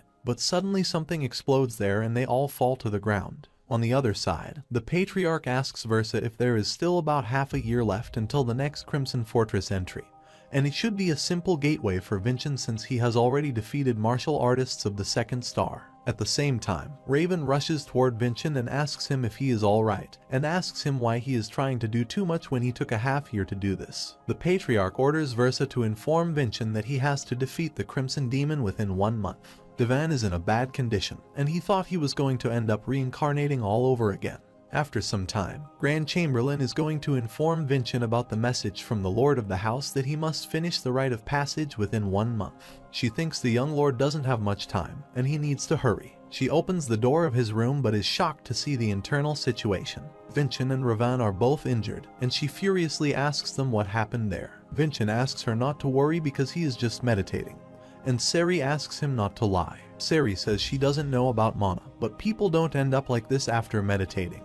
And Raelsa exclaims she can't ask further since he says not to worry. She informs him that the Lord of the House has sent him a message that he must finish the rite of passage within 1 month. Vincent tells him that Father has never placed a time limit before, which means he has expectations from him now. Riesla exclaims until a month from this day has passed, she will personally accompany him as a protector and requests that he must defeat it. Ravan thinks Vincent will take at least 2 months to get the blessing of the Dwarf King, and it will be so difficult to do the same thing in 1 month. Seri asks him not to overdo himself ever, and Devan feels she has quite a large amount of mana at this level. When she is left, Ravan tells him that 1 month is not enough and he will have to find a different way. And Devan shows him a mana circuit and asks him if this is right. They are shocked to see that he completed the flow, and he states that he forced the completion of the flow, and with its help, he will be able to quickly get to manifestation. He exclaims they won't need to wait a month, and asks them to go and surpass Father's expectations. 2 weeks later, they go to a forest where Devan starts the manifestation of traits, and he asks Ravan to step back since there might be an explosion like last time. But he refuses by saying he has to see it for himself, and they both are now getting sure of his loyalty. He starts to circulate his mana, while Vincent gets an ominous feeling. A huge man appears there and Vincent asks him if he is the Dwarf King, and laughs by saying a god like him can see him. The king bestows their blessings on him. Ravan says the first of the defense trait, body strengthening, has been achieved, and this is the step before Steelman. Devan thinks with the help of this, he can overcome the servant of the skilled swordsman, and now he has laid the foundation for the subjugation of the Crimson Demon. He thanks Ravan because all this happened because of him, and states there is another favor he wants to ask to him. 2 days later, it's time to head out for the lair of the Crimson Demon, and he apologizes to Riesla for the sudden request. She is confused because he didn't fully use the Lord's time limit, and wonders if he will be okay 2 weeks early from the time. She reveals that she has protected those taking part in this rite of passage 3 times, for the Lord, his brothers as well as the others in the history of the Aninka line. There have been none who failed to pass this trial, and Sarvana's son cannot be the first to fail the trial. Vincent asks her not to worry and promises her that nothing will happen that he needs to worry over. They start their journey and Davin thinks this is useless to see a guardian on a mission like this, and Vincent tells him that the Crimson Demon will drop loot, and she is also there to keep an eye on him. After a while, Riesla asks him if he has studied the Crimson Demon, and if he knows about the first step to subjugate the Crimson Demon. In her eyes, he hasn't reached 3 stars, and Vincent also remembers that Davin hasn't asked once about the Crimson Demon. Davin asks him not to worry and says the Crimson Demon is the very first monster he subjugated, and it's not a monster that he needs to study for. Riesla advises him not to let his guard down even with that stranger's swordsmanship. He asks her why she is trying so hard to help him, and she replies that she is the guardian and proctor of this trial. He asks her if she really tried to hide budget embezzlement, or if she gave him a weakness to grab onto on purpose. He says if she doesn't want to talk, then she can't since she didn't ask about his training. After some time, they arrive at their destination, a place called the Lair of the Crimson Demon, and there is no exact name, but it's called the Old Temple. Riesla states that the first Patriarch Arslan's memorial after taking down one of the remnants of the archdemon Davin. Davin thinks this can't be a coincidence that he is hearing about Arslan again. Raelsa takes out her sword and asks him to get ready to face the demon, and swings it into the air. She creates a mana barrier in the sky, and he thinks it's at a level that only allows one monster to pass through. Suddenly, the demon appears there, and Davin takes out his sword asking Riesla to watch his movements carefully, and report exactly what she sees. The demon is rushing towards him to attack, and Vincent asks him to use the sword path of skill swordsmanship, but he thinks he needs to increase the distance between them is advantageous for the one with a larger weapon. He rushes toward him also, blocks his sword with his sword, and pushes him back. Raelsa thinks going in close is good against a big weapon, but in his first real fight at 14 years old, she wonders how many people will be able to use this perfectly, and she thinks he is like someone who subjugated the Crimson Demon many times before. Devan thinks the trait of the Dwarf King, and it's definitely incredible, and he can move this much with an untamed body. But all of this is the foundation to find the sword path for skill swordsmanship, and when he finds a good time to increase the distance between them. The Crimson Demon is very aggressive, and Devan thinks it must have been stressed out by having to constantly defend. So, its next attack will definitely be big and will have a lot of openings. The Crimson Demon rushes to attack him, and Devan thinks it is easier to find a sword path against an opponent with a lot of openings, and he will reduce the record of skill swordsmanship with his trait. He uses the skill of sword strengthening, attacks him, and defeats him in just one attack. He then asks Riesla if she has seen his fighting, and she shockingly sees him, thinking if he really doesn't know that the Crimson Demon can't be defeated with a single attack. The reason is that the demon has 2 lives, and he again gets up to attack him from behind. She shouts from her place and asks him to dodge the attack, and Devan bends immediately to dodge the attack. He thinks this is the same as 500 years ago, and he observes that his appearance has also changed with the second life. Raelsa thinks he is a revived Crimson Demon, and its speed and strength increase more than before. Devan is just trying to defend himself since it seems dangerous. The retreat route through the wall is blocked, and the demon is attacking him at his full speed. Vincent appears there and says this is not going well, so they have to change their plans, and Devan says they have to make him let his guard down. It's thinking the same thing and is trying to corner him for an ultimate attack, and when it's fully prepared for the ultimate attack, he will carry out the plan. Riesla is watching all this and thinks she is a supervisor for the rite of passage, and her interruption will mean the young lord's failure. She doesn't want to end Lady Sarvana's son's future by helping him, and remembers the time when she helped her and took him with her. She offered her to join their group since they were on an adventure to become martial artists, and that's why she survived by stealing at the country border. It was shocking enough to come across such a monster, but she asked her to join her, and Riesla thought she was an insane woman. She introduced herself as Sarvana, and she asked Khan and Versa if they didn't have a problem joining her with them.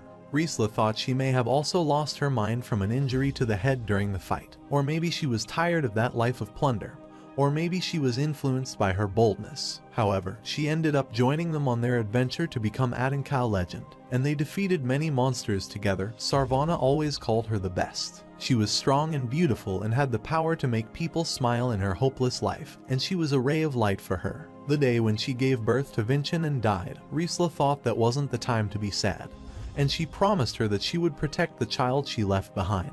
She wanted to protect the child from the rough life of being a child of Adanka's direct lineage until he became a respectable martial artist. But she couldn't make her promise when Vincent's siblings bullied him, and his sister called him useless and asked him to speak to her formally. Riesla watched all this from behind, and she contemplated countless times for 14 years. Finally, she starts to see hope, and she wants him not to give up since he cannot stop there. After that, the Crimson Demon is about to land his final attack on him, and Devan thinks this is the time to execute his plan. Suddenly, Ravan approaches there and passes by Riesla speedily and dodges the attack landed by the Crimson Demon. Riesla is shocked to see him there and wonders how he plans to help the young lord against the Crimson Demon. Devan exclaims he is counting on him, while Ravan asks him to stop this before he falls, and he sits down on the ground to mediate. Raelsa is shocked to see his behavior and thinks he is out of his mind that he is mediating in this situation. If Ravan gets pushed and even a little impact hits the young lord, then he will certainly die. The demon is looking at Devan while Ravan calls him and asks him to look at him since he is the one blocking him right now. He activates his trait Steelman and defends against the demon and exclaims it is weaker than he thought. But suddenly, the demon attacks him multiple times and Ravan thinks a sword can't get the Steelman's effect, and his sword starts cracking and aiming at his blade. Soon, his sword breaks and Ravan thinks he can't defend Vincent without a sword, and the demon is about to attack him when he calls Vincent for help. Suddenly, Vincent gets up and attacks him with his trait, Swordsmanship, and pushes him back. He thanks Ravan for his help, and he exclaims he almost feels bad for the Crimson Demon. Raelsa comes to him and asks if this was his plan, congratulates him for winning, and says she is not sure the Lord will be okay with him getting help. Devan smiles and exclaims she is so impetuous because she created this mana barrier in such a way that only one monster could enter at a time. Since the first one died, the other one will be coming in after them, and the subjugation she just saw was for Ravan to prove his resolution. He chews the miracle stone, saying he will now prove himself and thinks even with body strengthening, he can only use skill swordsmanship twice. The reason he has to meditate is because he can't assess the miracle stone's performance. It is said that the core of the Crimson Demon opens up when it is regenerating from damage. With an opponent who has that many openings, he can find a sword path that is much easier. He swings his sword and cuts the core in just one attack while Riesla is still in a state of shock to see all this. She thinks it turns out now she has nothing to worry about and exclaims Vincent was so amazing. After that, Vincent comes to him and asks what the swordsmanship is, since his body is in a terrible state after using it a few times. Devan used trait, meditation, and miracle stone all together. Without even one of these, it wouldn't have been possible. Vincent asks him to lie down, and Riesla will take care of him. But Devan says it's like the assembly of true swords, and the real winner is the one who stands until the end. He gets up, saying he will never fall when suddenly a summoning circle appears there. Riesla is shocked because there is no record of something like this in the Rite of Passage, and a big monster named Relic Guardian appears there. The fact that a guardian this big hasn't been discovered until now means, and it's highly likely, that it was created along with the temple. She states that she is the servant of the present Adanka, Riesla Baladian, and asks him to reveal his mission to the Adanka direct lineage and show respect. But the relic is not functioning correctly because of his old age, and Riesla orders Ravan to take Vincent and back away. Ravan takes him with him, and Raelsa uses Baladian swordsmanship, 7th chapter, and defeats the relic in just one blow. They are shocked to see the level of a 7-star, but Vincent says it is not over yet. He slashes the sword in the sky, and Raelsa wonders why he did this, but soon she realizes that it is a gesture to tell her something. He tries to inform her about a guardian who is flying near them, and she finds out that the young lords are in danger. She uses the Milky Way Wanderer's blessing trait and flies through the air to attack the guardian. She cuts it into 2 parts, and they both shockingly fall to the ground. She wonders how she missed the presence of the guardian's true form, and it's probably because of how old the structure is. Moreover, how Vincent found it and warned her while he showed her the thing the guardian was protecting. They find a dragon skeleton bone in the box, and it seems like this is a relic left by the first patriarch Arslan. Vincent tells him that a dragon's bone is a super rare magic ingredient, and a priceless treasure, and Devan thinks it seems this is why Arslan made the Rite of Passage. Riesla bows before him and asks him to offer the bone, saying out of all the Adankas who have come there, he is the one to find it. Devan exclaims this king of spoil would be bestowed to the daily through the church, and she would be in trouble if someone found out, but she replies that's a matter for her to deal with. He then gets up, cuts the bone with his sword, and says he will now be an accomplice. He thanks Riesla, saying he wouldn't have been able to obtain this without her, and gives her the half portion. Later, when the patriarch is standing in the graveyard of swords, Riesla comes to him and informs him that she has come back from young Lord Vincent's completed Rite of Passage. He asks her to report this to church, but she exclaims what he saw was greater than that, so she has come there. First, she tells him about Ravan Adanka, that the young lord has influenced him and even risked his life to withstand the Crimson Demona attack, and beyond that, the young lord has succeeded in the subjugation. The Patriarch says this was too much for him alone. That's why he used tricks, but he gets shocked when she tells him that he has defeated another Crimson Demon after that. Moreover, he discovers a dragon's bone left by the first Patriarch Arslan and shows him that half portion Vincent shared with her. The Patriarch asks if he has done with his own, and she replies that the young lord severed it himself with his sword. He orders her to break the bone immediately, and she breaks the sword, apologizing to Adanka's ancestors, using the Northern Wind trait. But the bone doesn't break at all, and the patriarch states that she would have to be a top-class blacksmith to break a dragon's bone. But Vincent was able to do this means he has special power, and he orders Riesla to take special care of him. On the other side, Wilson goes to Vincent's room crying, but Sari asks him to leave, saying the young lord needs to rest after the subjugation. Wilson again asks him if he really has to go to the Crimson Fortress, and Sari replies he has to go since he can't let him alone. But he is scared because the Crimson Fortress is full of scary monsters and even scarier martial artists. And Sari makes his fun of saying how a backstreet gangster can be scared of monsters. Devan observes them and asks Vincent if he hasn't caught on yet the mana flowing from Sari's body. But he replies he can't feel it even though he has lived with Sari much longer than him, while Devan thinks he saw a similar flow 500 years ago. He calls Sari and asks about his last name, and she tells him that she is from the reunited Hisley family. Devan now confirms that she has a magic body, while Vincent says this is his first time hearing about this. It is revealed that the Hisley family studied mana and the body, also they were the ones who found out about the heavenly exoskeleton. The Hisleys have a skill called Magic Body, similar to Heavenly Exoskeleton, and it allows infusing one's body with mana. He tells Vincent that if the Magic Body skill remains, it can prevent the Heavenly Exoskeleton from dying out, and he asks Sari if she knows anything about the Hisley family, whether there is an elder. Sari tells him that her grandmother has passed away, and she was the only one when Hisley knew.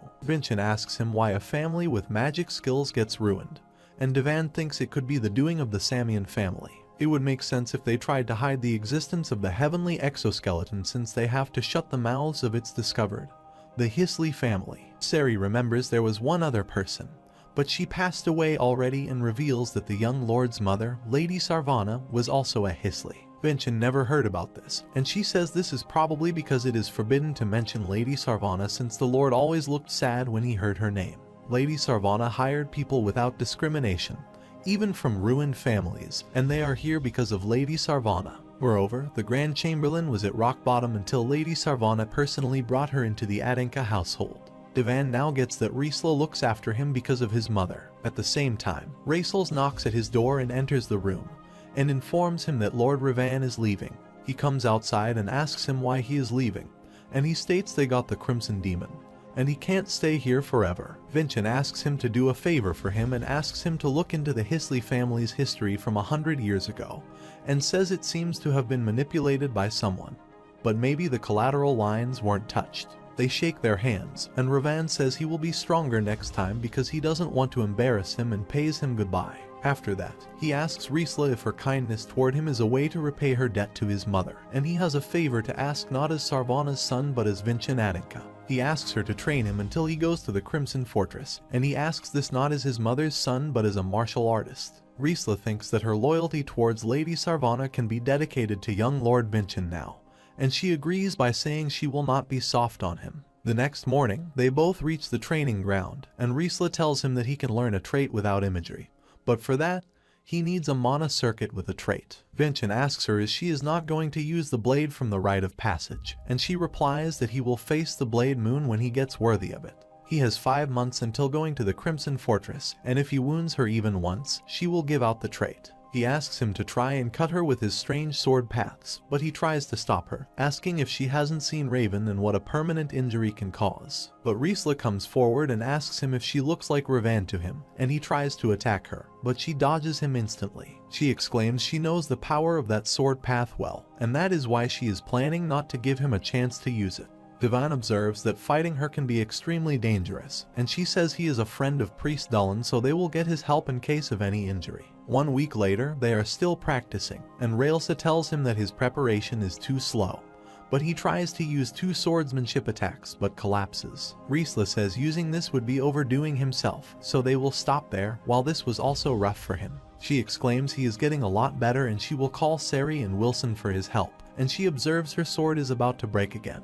She has changed many swords in the past few days and thinks she should complain to the blacksmith about this. After that, she goes to him and says it looks like the title of the master is not the only thing he has lost since they last met, and it would be a tragedy if he supplies trash to the Adenka family. She shows him the blades she used in the past week, and she only used them to spar, and they can't have him supplying flimsy blades like these. The blacksmith is surprised and asks if she has fought against a monster with sharp teeth or a 9-star or above martial artist. He again asks her if she has clashed the blade against a great sword, and Raelsa says she hasn't done any of this, and she doesn't know if he considers it a great sword, but she sparred with young Lord Vincent's Crimson Lotus. The blacksmith is shocked to hear this and asks why Vincent has the Crimson Lotus. After some time, Riesla calls Vincent late at night and apologizes to him for the late hour call because the blacksmith was being stubborn in wanting to see the Crimson Lotus. Devan gets shocked to hear that he was the one who made the sword, and Vincent tells him that his name is Blacksmith Hansen.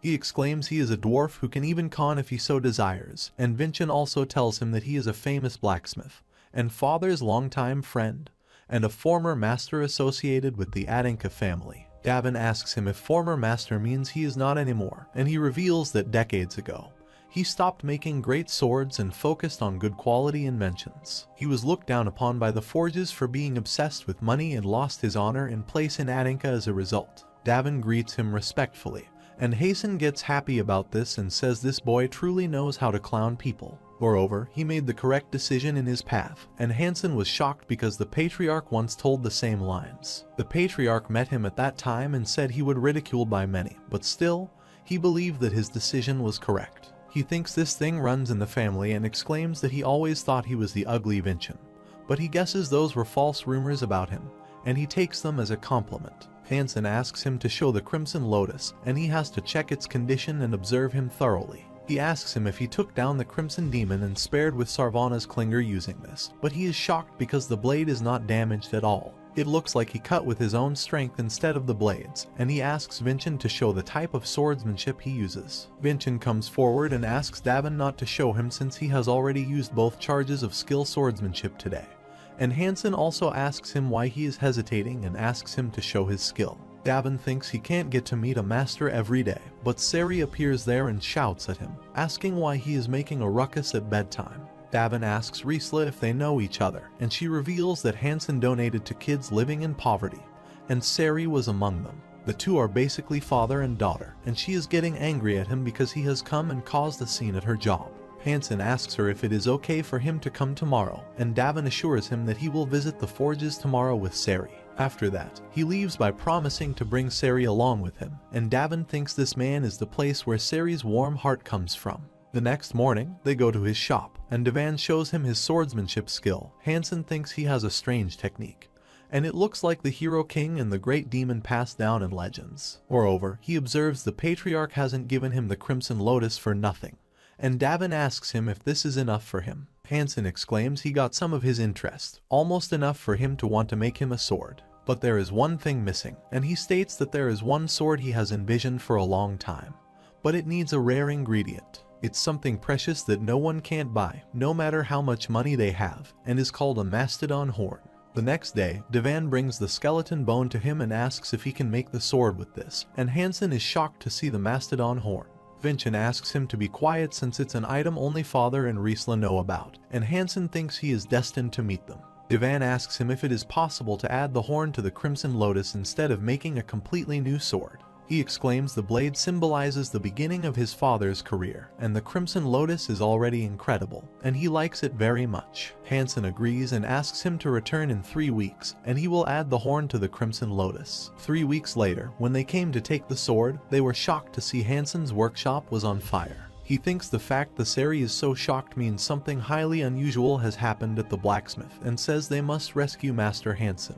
Vincent forbids him not to jump into the fire because his precious body will get hurt. He thinks his blade's attack will slice through anything, and he will slice through the door and fire and get inside quickly. Soon, he jumps into the workshop, and Vincent shows him the way to Hansen, who is unconscious. Devan goes to him and asks him to get a hold of himself, but Vincent says they are too late, and he is entirely unconscious. Suddenly, they observe mana flooding out of a sword, and Devan observes that it is Crimson Lotus. Devan thinks the dragon skeleton was probably much stronger than Hansen expected, but Hansen should be their first priority to take him out. He gives him support and gets out of the workshop, but he is shocked to see exit has been blocked. If they don't do anything, they will be engulfed by the flames, and Vincent asks him if he knows any defensive technique. Vincent knows it's the dragon skeleton, but it won't be able to maintain these flames forever, and Devan says he knows a blade technique solely intended for defense. He recalls that he is Vincent Adinka as well as Davin Samian, and uses the skill of Samian swordsmanship chapter 1.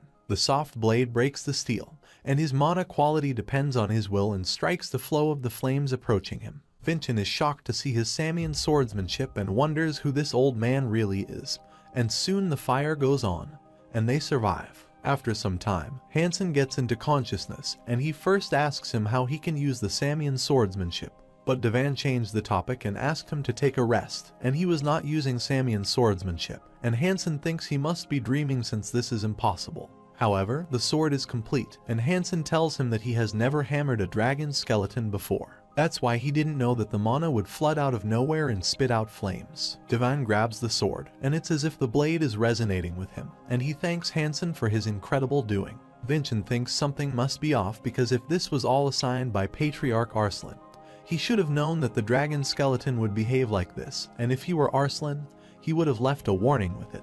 He asks Hansen if he can forge a sword, and he is surprised that he demands a new sword already and asks him if he doesn't like this sword. Devan exclaims he has done one already, so he is confident that the next one will be even better. He replies it will take some time, and he must clean up this whole mess. Moreover, he is entirely out of dragon skeletons, and he will not be alive the next time he sees that many dragon skeletons. The next morning, Riesla comes with the remaining part of the skeleton and asks him to make a sword for Vincent, and he is really shocked to see another one. She also asks him to be quiet since the family head knows about this item. He appreciates her loyalty to Sarvana that she is ready to offer a dragon skeleton, and she says this is solely for the young master. He is not sure how long it will take, but he will forge the most perfect dragon skeleton sword. On her way back, Riesla thinks she has given up halfway, but she is really impressed to see how mature Vincent has become. Meanwhile, Vincent comes to her and apologizes to her for taking back the skeleton bone, and she says she already received complete payment for the dragon skeleton 14 years ago. He was born and is now proving his excellence as a martial artist, and there is no greater reward than this for her. Devan takes out his sword and says he will defeat her today since he thought this on the day he defeated Crimson Demon. Riesla exclaims she told him time and time again that she wouldn't go easy on him. After some time, Devan is losing to her, and she attacks him again and again and asks how he is going to defeat her when he is still not anywhere close to winning. She attacks him, but he dodges her with his sword, and she is shocked at how he blocks it when she uses the mana equivalent of 4 stars. Meanwhile, Devan thinks both of his sword and the young master's sword are undamaged, but usually, using this much mana would break the blade. It's completely different from the flow and force he has been using so far, and she wonders what power the Crimson Lotus possesses now. This sword will not break, thanks to the Dwarf King's trait, the Crimson Lotus absorbs all shock. And this is the new trait of this sword to absorb the traits of its users. Riesla also exclaims that the Crimson Lotus has been strengthened, so she will try to be more enough in her next attack. Suddenly, she disappears in front of him and appears from behind. Her speed is so fast that Devan is unable to catch her. He then closes his eyes and tries to sense the mana she has been using to mobilize. After a while, when she comes to attack him, Vincent grabs his sword in his hand, and she is shocked at how he can drip it with his bare hands and is able to detect his movement within a month. After that, he used the technique of double sword strike, chapter 1, and attacked her with his full might. Riesla thinks he used all of his strikes, but this is unexpected that she lost her sword. Devan throws her sword towards him and says he doesn't want to win through a cheap victory from someone who has lost their sword. Riesla says it was quite an act of arrogance because not all martial artists and monsters will go easy on him as she has. Opponents who are stronger than him will completely disregard his condition and bear no sympathy toward him, and she uses another trait to attack him.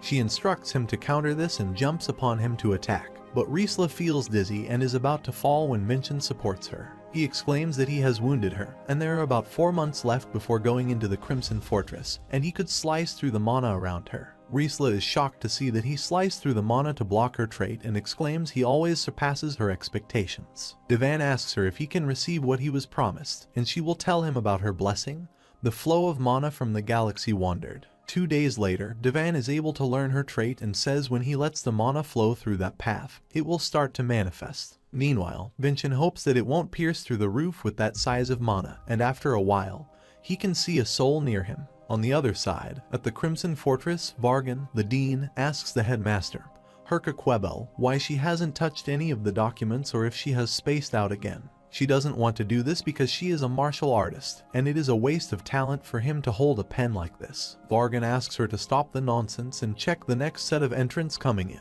and she is surprised to see the name Vincent Adinka and asks him if he is from the main family. She exclaims someone bothersome is coming in again and calls him the loser's seventh son, Vincent.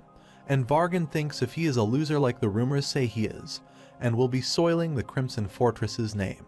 Before he can enroll, they must nip the bud before it sprouts. On the other step, the wanderer who appears near Vincent gives her blessing to Devan, and they cannot see anything.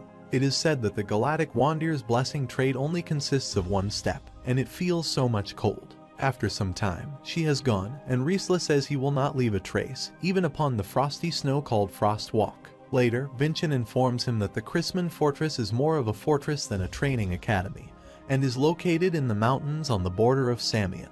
In the past, when followers of the Archdemon invaded Samian, Arslan, as well as other Herpes of this era, fended them off. That's when they look at the role of leading the training academy, and Devan is sure that they will find the will of Arslan there. Vincent says there is a legend of another treasure called the Heavenly Fruit. It is said to be more powerful than any medicine in the world, and there are rumors that it could revive the dead. There's the Heavenly Fruit Tree, which bears fruit, and there is even nonsense going around about the Crimson Fortress being a pot to hold the Heavenly Fruit Tree. He wouldn't have believed any legends like this in the past, and they wonder if their next objective will be the Heavenly Fruit. Once they enroll, they will only have 9 years left, and Devan says they have been overdoing themselves so that it can be even less. Vincent says they will discover the secrets of the Heavenly Fruit and get it in their hands. According to Devan's information, they have to fend for themselves without the financial support of their family at the Crimson Fortress. Vincent thinks it's to prevent any unlawfulness with money since other families and their collateral descendants will be gathering as well. Devan asks him where they will get the money, and Vincent reveals that he has invested in a place called the Sixth Magic Tower. If the Adanka and Samian families are renowned for their swordsmanship, then the Sixth Magic Tower is renowned for its elite magic courses, and he can sponsor the mage's research and get his contribution back in money. He tells Devan that the mage he has invested in is Varnelli, and she has just become the co-owner of the tower. The only problem is that their investment will turn into a piece of trash when the co-owner dies. On the other side, Varnelli refuses to work with someone, and he kills her on the spot. The next morning, they see her death news in the newspaper, and Vincent is shocked because his investment has been ruined. He is crying over his money, while Devan says they should be paying his respects to the dead first. But he is not in a place to pay his respects, and they are going to be starving in the fortress. Devan also reads about her will, which states she will leave all her possessions and research to her only younger sibling, Vargan Pagoda. On the other side, he is thinking about Varnelli that they were both born in the Pagoda family, but he never even reached the tip of her genius potential. Meanwhile, Devan says they should look into this Vargan person first. The remaining time is 4 months. They must gather as much information and strengthen themselves as much as possible until then. 4 months later, on the mountains of the Crimson Fortress, they are on their way toward it, and Raelsa tells him that he must walk from there due to security reasons. She asks him to follow a path, and then the headmaster of the Crimson Fortress will come out to guide him. Devan pays his gratitude to her and thanks her for everything, and he is sure that his mother would think the same.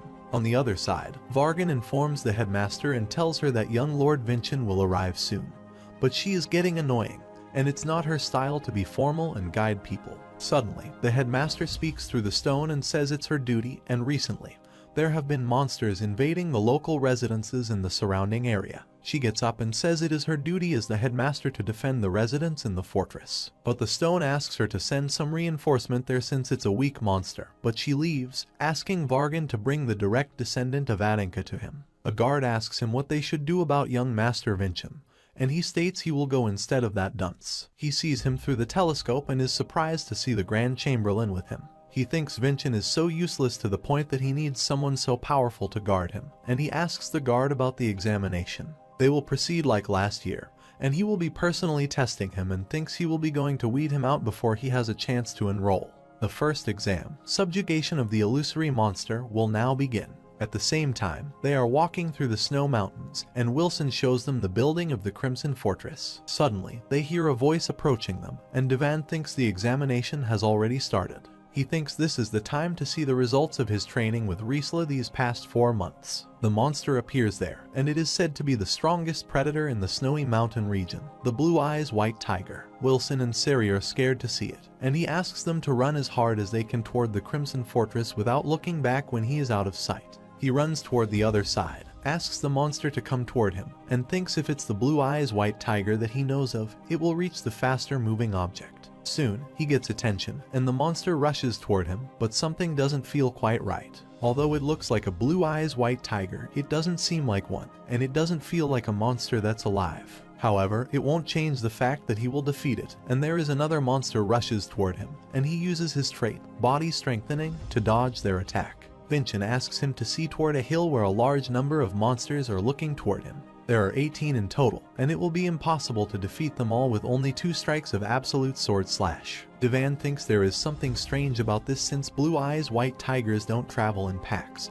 and they are the strongest predators, so there is no need for them to do so, and although they are carnivores, they bear no scent of blood. Vincent also thinks they can be illusions formed with magic, and Vargan, who is watching him, is surprised to see how he can observe them since this is a high-rank illusory monster summoning magic. There is barely a difference between the actual tigers and these illusions, and they are even more intelligent since a human controls them. At the same time, Devan says they can wait there, and if they are using precise magic of this rank, then they will run out of mana soon.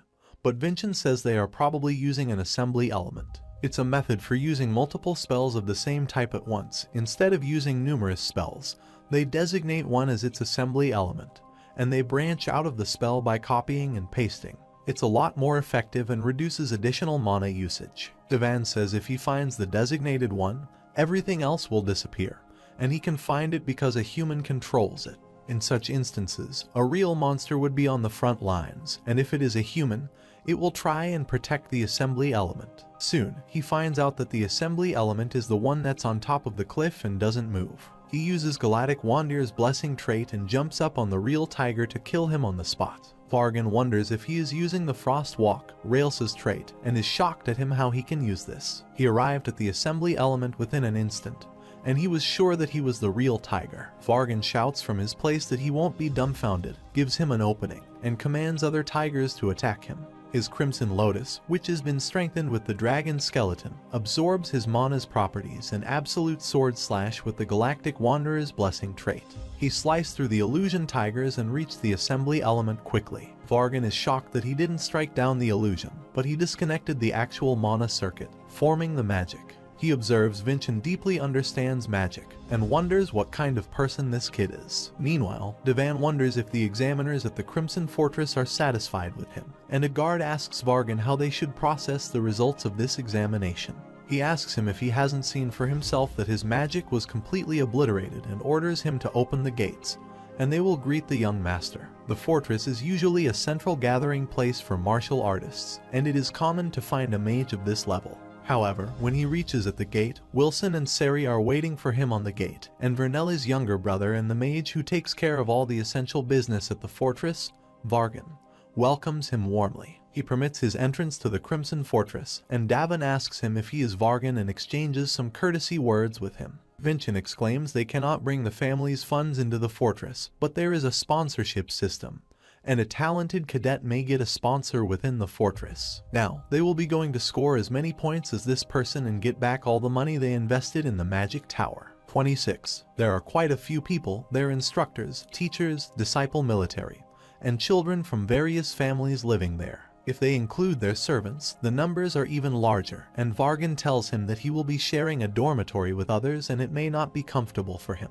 When he begins living there, he will become a cadet in the fortress and lose any other status he has. Vincent thinks he will only be treated like a young master for this carriage ride, and Sari is also excited to see the students wearing uniforms. She exclaims he will also wear that uniform and will look so cool, and Vargan informs him that his uniform will be given to him tomorrow. Vincent asks him which rank he is in currently, and he reveals that all cadets start out at rank 9 and take the advancement examinations semi-annually. The ranks are from 9 to 1, but if he manages to pass the advancement examination after rank 1, he will be considered a breakthrough martial artist and graduate from the fortress with the acknowledgement that he has become a true martial artist. Vincent thinks it will take 4.5 years at the shortest to graduate, and he must find the heavenly fruit before that to prevent dying. And Vargan asks him if he targeted the blue eyes white tiger that was the center of his magic. When Vincent clarifies him that, he is surprised and asks him how he knows about magic when he comes from a family of martial artists. Julian, the real Vincent, says when he was awful at martial arts, he dabbled in everything else possible, and Vincent tells him that knowledge is power and he doesn't believe there is a point in differentiating things like that. Vargan is surprised at his confidence and talent and wonders how such a child got nicknamed a good-for-nothing, and he sure is intriguing. Suddenly, Vincent asks him how he can get the heavenly fruit, and Vargan is shocked at his sudden question.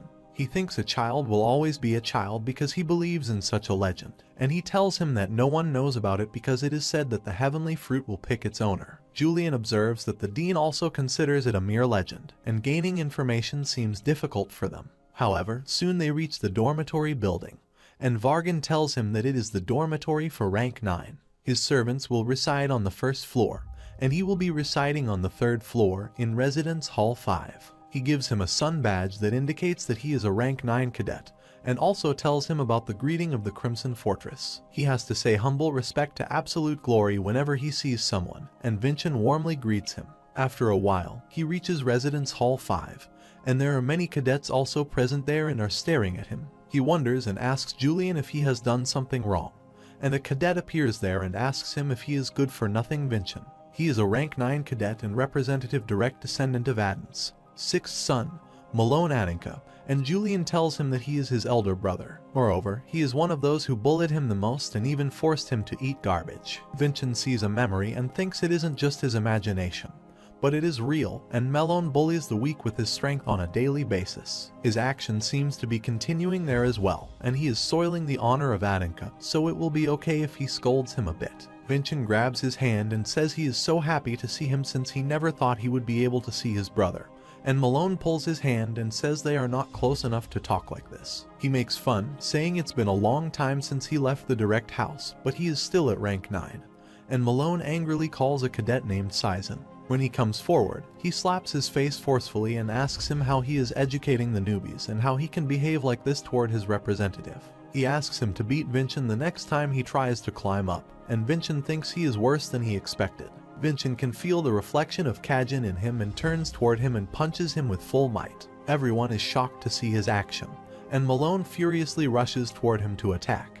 And Vincent thinks there is something he learned in this era that they don't deem martial art dispositions to be necessary. He dodges his attack, punches him back, and makes him fall to the ground. He then calls everyone and says the only fear they are allowed as martial artists is respect, so they have to overcome their fears, and this is the only way they will step foot as martial artists. Meanwhile, Malone gets up angrily and tries to attack him from behind, saying he dares to challenge him in this residence hall. But Vincent moves swiftly and dodges his attack while Julian comes to him and says if they are lucky, then they can turn it into an opportunity. On the other side, at a village near the Fortress Ila, the villagers thank the headmaster because they can rest easy at night because of her. An old man offers her a drink today, but she refuses by saying she is not supposed to drink on duty. But it would be rude to refuse his courtesy, and she gets shocked when Vargan reaches there and says he also wants a drink because his superior keeps stressing him out. After some time, he tells her the whole story about Vincent, that he only struck down the assembly element. He asks her if she has no idea what he is talking about, and she says that she doesn't know this because she is not a mage. He exclaims that Vincent knew about and demolished something even a 7-star martial artist like he hasn't heard of and asks her to realize how incredible he is. She asks him if other direct descendants demolish the snowy mountain and think Vargan is excited to find someone as cowardly as him.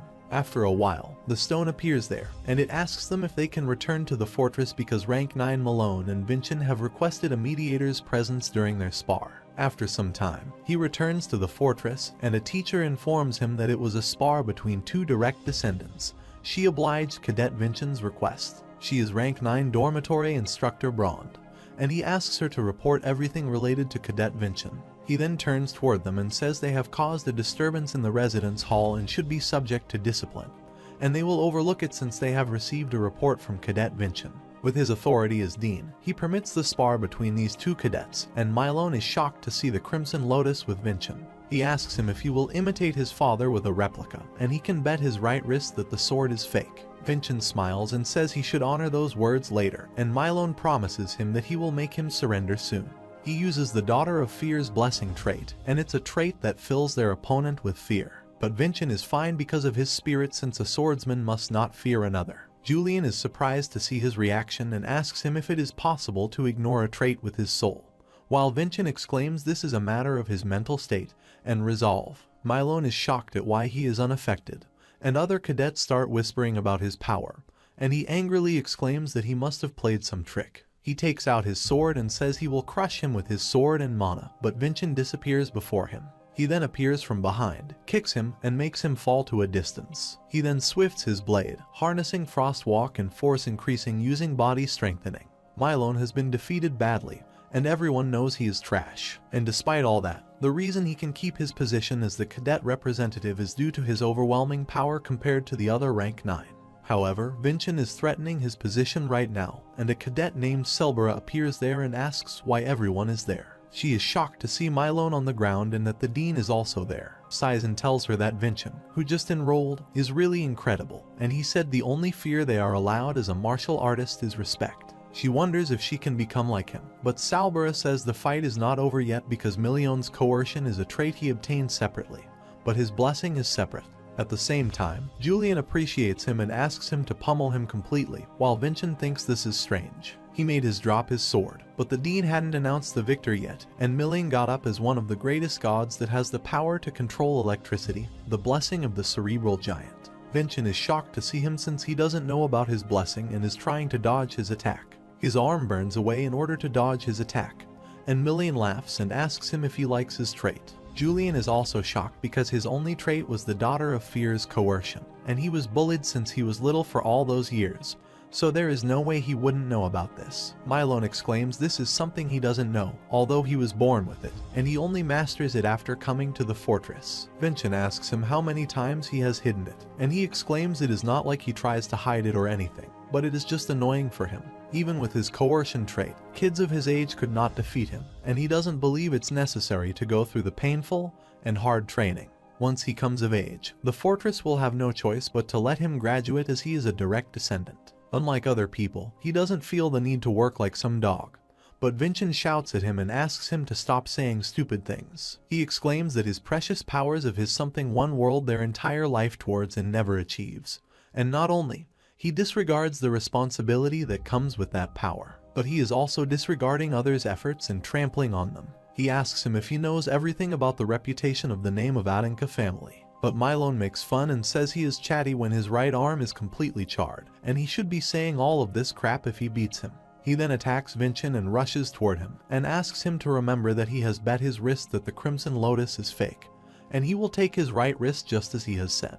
While he thinks out of the 2 strikes, he already used one on the illusory monster, and he will finish this with the Dwarf King's absolute sword slash. Milone exclaims he will not let this happen, and he emits out of his mana and is out of his control. Suddenly, a huge explosion occurs, and many stones rush towards Sari, who stands on a side. But before they can hit her, Brogan reaches there and creates a mana barrier to save her. He asks her if she is alright, and he orders Braun to evacuate all cadets. He tells Sari that he will teleport her with his magic to somewhere safe, but he also gets surprised to see her body is full of mana. Meanwhile, Milone laughs loudly and asks him to come to him, calling him a coward. Vincent thinks it's a powerful trait, but it has a lot of openings, and he needs to find an opening and get to the center right away with Frost's Walk. He tries to follow the trait but falls on the ground because it's too much for him to maintain it for as long as Railsa, and one large leap will be his limit. Brogan thinks this is his mistake since they are immature, but they are direct descendants of the Aninka, and he should have done this from the start, and he creates a mana barrier around them.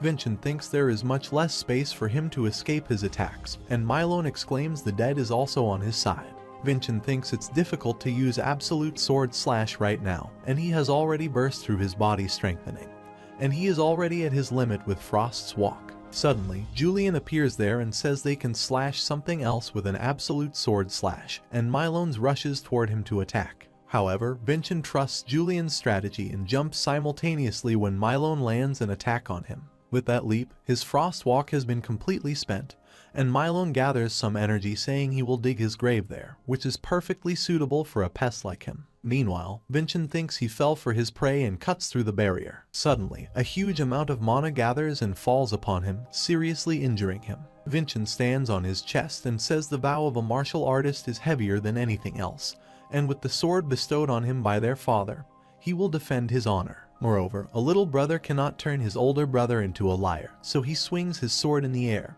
and cuts his right arm. Meanwhile, Vorgan is shocked because the mana barrier he created was of a completely different class than something an ordinary martial artist could create. It was created through layers of countless spells and was an enclosed space completely sealed off from the outside world. But with only one slash of his sword, he cuts through his arm. He then asks them to stop and announces Vincent as the victor, and he asks him why he didn't stop him. Vorgan exclaims he said it himself during the spar, so it couldn't be helped. In the meantime, Wilson brings a priest from the Crimson Fortress Dispatch 5th class, Shevin using his badge, and asks him who carries around a 2nd class priest token. He is then shocked to see Malone on the ground and asks Vincent if he has defeated him. But before that, he has to answer about how he is in possession of something as precious as this. Vincent says he heard it was a token that allowed him to receive the same treatment as its original owner. And Shevin realizes that a lowly 5th class priest like himself cannot be asking such questions. He then asks him to treat Milone's wound, and he shouts from his place that it was all his plan, including treating his wound as well. Vincent laughs and says he bet his right hand in an official spar, so he fixed that hand of his, and it will be enough to destroy his honor. Malone is furious because he wants him to choose between his honor and his right hand, while Julian is very happy to see all this. Soon, the instructor and other cadets appear there, and they are also shocked to see that Vincent has won. Vincent asks him to make his choice and says if there's a godly miracle, they will not be able to reattach an arm once it's dried up. Soon, he puts his honor aside and asks him to fix his arm, and Julian asks Vincent to ask him to say it loud enough so that other cadets can hear him. Malone shouts and asks him not to pretend he doesn't hear him and to fix his arm since he has no honor. Vincent requests the priest to treat his brother, and he asks him not to overdo it and avoid any strenuous exercise since this treatment isn't all might. Caesar is also surprised to see him defeated, and she asks Vincent if she can become like him. Vincent says if she can overcome her fear, he is sure she can achieve much more than her current potential, while Malone asks him not to get so high and mighty just because he won once. He is sure that the king of this place is him, and he picks up a rock, thinking he can incorporate cerebral energy into it, and slams his head. But Vorgan appears there and says the only reason he is ignoring his tranny is just that his hand must be fully recovered and be able to hold a sword on that day in a month's time. He already has his hands full thanks to a superior who doesn't fulfill her duties and warns Malane not to dare to trouble him anymore. 1 week later, Julian is instructing him to keep his one hand on the sword and the opposite hand on his chest. This is the way to convey his condolences in this era. He then goes to Vorgan's room for the condolence of his sister, and he says he is about 4 months late, which is uncomfortable for him. Moreover, he will return to being the direct descendant's 7th son. But he is just a dean who used to be a lowly mercenary, so their relationship is quite awkward. He also asks him if he investigated him before coming there and knew about him and his sister and approached him intentionally. He rudely asks him what his objective is, and Vincent tells him the truth that he invested in his sister, Varnelli Pagoda. Vorgan asks him if he wants him, the inheritor, to pay him back for the investment, and Vincent says he wants money at the start. But after he also invested in him and heard the full story, that made him re-examine himself. A talentless child who was suppressed by his background, and when he heard that story, he just wanted to speak with him. Vorgan says he also knows about his situation, but he doesn't think he will hear what he wants from him. Vorgan reveals he ran away from his family and the magic tower belonging to the Samian family that deserted him and made him live as a mercenary. After a long time being a mercenary, he now works there on the front lines of Anicap, and unlike him, he has no lingering attachments to his sister or his family. Vincent asks him why he hasn't forsaken the pagoda name, and this question surprises him. On the other side, Malone is in his room, and unlike before, the students are not afraid of him, which makes him furious. He promises himself that he will kill Vincent one day, and a black soul appears in front of him and asks if he needs its help to kill him. At the same time, Vorgan thinks the pagodas are a renowned family that has been leading the magic tower for generations, and if he lived as a mercenary, that type of background would have gotten in his way. But Vorgan gets angry at him and says he is just a student who doesn't even have any stars and asks him why he talks like he knows anything.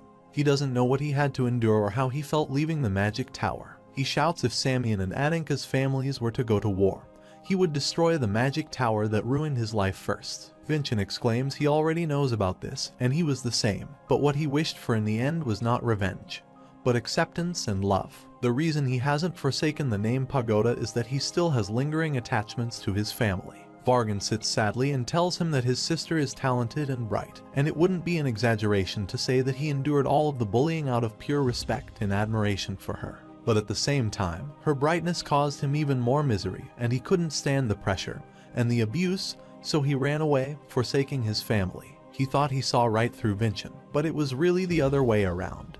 And Vincent advises him to be honest since human emotions are not always so simple. Vargan never thought he would get advice from him and gets up, saying it was great condolence. And though his sister is dead, he can finally be honest with himself. Moreover, if he invested in the Magic Tower, he is sure it wouldn't chump change, and Vincent is happy that he can become his sponsor, and he won't have to worry about his living expenses at the fortress. When he comes back, Julian exclaims he really have a way with words because Ravan, Riesla, Master Hansen, and now Dean Vargan, they all fell for it. Vincent asks him why he is treating him like a con man, because what he told them was completely genuine and heartfelt. Meanwhile, Sizen and Selbera appear there and say he is incredible to have scored a sponsorship from the Dean. Selbera introduces herself as the rank 9 secondary cadet representative, and since the girls used the second floor, so they never had the opportunity to meet. Vincent shakes hands with her and says this is the first time he hears about a secondary cadet representative, and she asks him if he thinks his brother fulfilled his duties properly because she is responsible for reporting to the instructors. Vincent feels the same sensation as his mother trait from her, and her trait is discernment, and she can check the opponent's power and hidden potential. She wants to see how he took down Malone, and she is surprised to see that he doesn't have imagery, and his crimson color means that it isn't possible to evaluate his hidden potential. Vincent pulls his hand and says he doesn't appreciate her way of greeting him with her trait, and she is surprised at how he knows since it's the first time.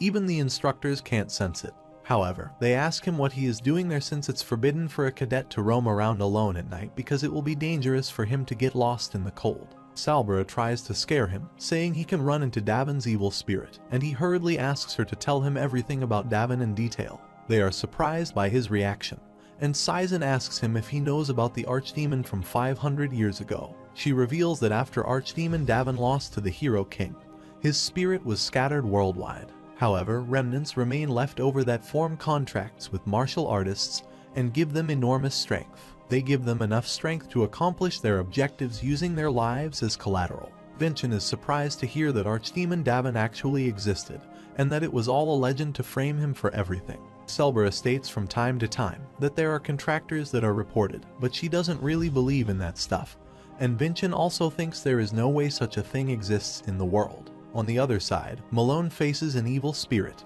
and it asks him to form a contract with him, and then it will let him accomplish whatever he wants. Malone asks him if it is the evil spirit of Davin, but the spirit asks him if it is really important for him right now. The important thing is that he can help him accomplish his objective and also call him the king of the place, and it can help him to reclaim his throne. At the same time, Vincent and Sizen enter the dormitory, and everyone is sleeping, and Sizen takes her leave, saying she is on night watch duty, so she will be leaving right away. Soon, he observes that Malone is not present on his bed while Sizen is doing her duty outside the dormitory, and the night seems very scary. After a while, she feels someone's presence there and asks loudly about who there is, and the evil spirit appears there and says he tried to aim for her throat, but he missed. Sizen is shocked to see that the spirit is actually Malone, and he furiously asks him about Vincent where he is. Sizen guesses from his appearance that he formed a contract with an evil spirit and takes out her sword to aim at him while he is just laughing at her. Sizen shouts that she is no longer scared of him,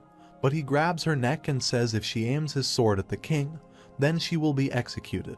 He is about to stab his sword into her when Instructor Brond appears there and saves her by pushing Malone behind. She exclaims he has forsaken his pride as a martial artist, and Malone says it will be more fun slashing her than Sizen. She hurriedly asks Sizen to sound the alarm, while on the other side, Vincent is still waiting for him and wonders why he hasn't come back. Julian exclaims he doesn't care if he freezes to death or not, when suddenly they hear the alarm sound, and all the students wake up. A student says something must have happened to the night watch, and they all run outside to see. He sees Selbera in the corridor and asks her about the situation, but she also doesn't know about this and just comes out as soon as she hears the alarm. Suddenly, he smells the scent of blood and asks Selbera to notify the dean of this with her crystal, and tell him that it's an emergency. Things aren't looking good, so they need to call someone higher up, and Vincent asks everyone to follow him outside. They are running toward outside, and suddenly, the alarm sound stops, and the flow of mana also stops, and they wonder if the battle has already finished. Vincent talks with Salbria through telepathy and asks her not to react, and asks if there is a defensive seal they can put up, and states that the initial battle is over, and the fact that they weren't contacted means the opponent has won.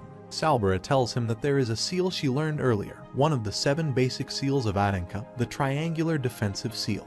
At the vertex of the triangle, there needs to be a 5-star martial artist or higher rank to center the seal, and if this condition is not met, the seal will lose its balance and collapse. She states that if they can find Instructor Brond, they can manifest it. In the meantime, they come outside the building and are shocked to see so much blood there, and Instructor Brond is on the ground in a severe condition. Meanwhile, Malone appears there and calls Vincent from behind while he asks him about who he is. Malone shows his face and says everyone who opposed him has gathered there, and now he will kill each of them. Vincent asks him what he has done, and Salbria tells him that it's the same characteristic as those martial artists possessed by Davin's evil spirit. Vincent is shocked and thinks this can't be possible because he is right there and wonders if he is fighting against himself. Malone laughs and says he will show him who is the real king and uses his trait, which is more stronger than before. Vincent calls everyone and asks them not to be shaken because they are martial artists, so they should not fear and draw their swords. He is surprised that the 5-star martial artist Brond was easily defeated and wonders if he is going to be able to handle Malone at this stage. It will be too much by himself, and they need the reinforcements Salbria has requested.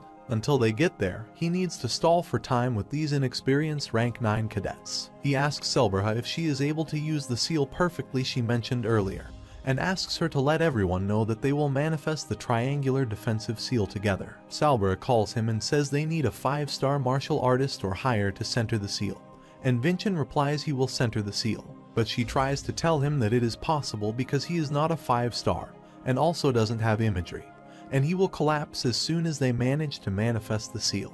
Vincent exclaims she is the cadet representative right now, so she has to make a decision that can save everyone. She agrees and asks everyone to form the triangular defensive seal and use Vincent as the center, and Malone exclaims he would rather kill himself than die at his hands. Vincent smiles and says if he is blocked by their seal even after forming a contract with an evil spirit, that would be absolutely humiliating for him. Suddenly, Julian appears there and tells him that won't work and asks him to run away by himself using the frost walk. But Vincent says if he runs away, everyone behind him will die. After a while, all rank 9 cadet gets the formation and manifests the triangular defensive seal, and Vincent feels like his mana is exploding, but he needs to endure it. Malone makes his fun and asks him if he is collapsing already and attacks the formation to attack. But it doesn't affect the seal, and they stay safe, and he is shocked at how he is able to endure the weight of the seal. Vincent asks him if this is all his power, and this time he attacks him with a greater force. Vincent thinks he has an incredible force, and due to the evil spirit, the cerebral giant's lightning has also become stronger. Malone laughs and asks him if he is trembling with fear, and the students get scared to see his evil face and are sure that he is Archdemon Davin. Vincent again asks them not to be feared because the only fear they are allowed as martial artists is respect. Salbria is surprised to see that he is trying to boost everyone's morale and manage the seal's weight simultaneously, and wonders if he is really 14 years old. She also wants to do something for him, so she asks the cadets to load their mana on her signal, and they push Malone behind them. Vincent asks him to give up because the martial artists will be there soon, and time is on their side. He can avoid the worst case scenario if he gives up now and reflects on his actions. But the evil spirit comes to him and asks if he forget his promise that he has to kill them all, and he again yells at them, saying he wants to see them die while trembling in fear. If he can achieve that, he is willing to give up his life, and Vincent is shocked to see that his mana has become tougher and is preparing to unleash a big attack. He then jumps upon them with a huge force, and the ground starts shaking. Salbria asks everyone to watch out for rocks that shoot up from the ground. Suddenly, a rock hits one of the students in his neck and makes him fall, which causes their defensive seal to break. Malone jumps upon them, calling Vincent that is the end for them, but Sizen appears there on time and manages the empty space, and rearranges the seal. Malone is shocked at how she can still be alive because she was defeated along with Instructor Brond, and she exclaims that she has already told him that she is not afraid of him anymore. Malone shouts at the cadets and asks them to stop glaring at him as if they can dare to defeat him. Meanwhile, Vincent asks them to hold their ground because they just need to hold on for a little longer. The seal is at its limit, and Sizen won't be able to last much longer, but suddenly, he gets shocked to see a sword path even though he didn't slash it. He can see a black sword path through Malone's right hand but thinks waiting for reinforcements is his first priority, but the defensive seal is almost at its limit. He is confused about whether he should slash or not, but he no longer has a choice, and he asks Selbera to brace herself for the impact because the seal is about to break. He uses the skill Absolute Sword Slash in alternative form, and Malone is happy to see that he is ready to fight him. But he can't slash him following the sword path and needs to slash him again, and Malone makes fun by asking if this is all he has. He then rushes toward him to attack, saying he is going to grill him until he is crispy and his left hand is struck in the attack, and now he is unable to hold the sword properly. However, he can't fall back now, and he again rushes to attack him, thinking he will slash him properly this time. But Malone comes forward and grabs his hand, and asks him if he really thinks he is going to be struck down like an idiot. He burns away his left arm, and Vincent thinks if this was his previous life, he wouldn't have this opportunity, and he grabs the sword in his right hand and uses the skill of the Absolute Sword Slash. There is a sudden explosion there, and Vincent cannot see anything and wonders if he has defeated him. But Malone stays unharmed and shouts at him how he dares to cut his arm, and Vincent is shocked to see that the aura of the evil spirit is gone. He now gets that the unknown black sword path was a path to cut the connection between Malone and the evil spirit. He furiously gathers his powers again and says he will never forgive him, tear his shreds, and feed him to the blue-eyed white tigers. Vincent thinks this is not over yet, and if he wants to stop him completely, he needs to slash him once more. However, his body gets frozen, and he cannot move while Malone is throwing his attack towards him. He thinks everyone has gathered their strength for him, and he cannot stop there. In the meantime, Vargan reaches there and uses the trait of paralyzing to freeze him there and tie him with the ropes all around. Malone finds himself struck by a barrier and asks him to stop it, but he asks him to give up because once they get a successful start, they cannot escape. The headmaster is also along with him and says this is the sealing magic that completely binds him along with his imagery, the crystal prison. The only flaw is that it takes a long time to set up, but any martial artist possessing mana cannot escape. Malone shouts out loudly and calls Vincent, saying it is not over yet, and he will come back one day to kill him. The headmaster turns toward Vincent and excitedly asks him if he is the rumored guy Sir Vargan praised so much. But his injury is so severe that he can't even speak, and she praises him, saying he saved a lot of people there today. She asks him to rest because she and Sir Vargan can take it from there, and the other students also rush toward him, concerned about his health. Suddenly, he finds himself in an empty space with a lot of mirrors, and he wonders about where he is. Julian appears there and asks him what he is doing by overexerting his body like this, while he is shocked to see Julian there. A few days later, the headmaster, Herka, greets the patriarch, and he asks her for no formalities and speaks to him comfortably. He asks her what happened, and afraid tells him that won't be so fun to listen to. She reveals that there are 15 injured among the rank 9 cadets, although there are no deaths among them,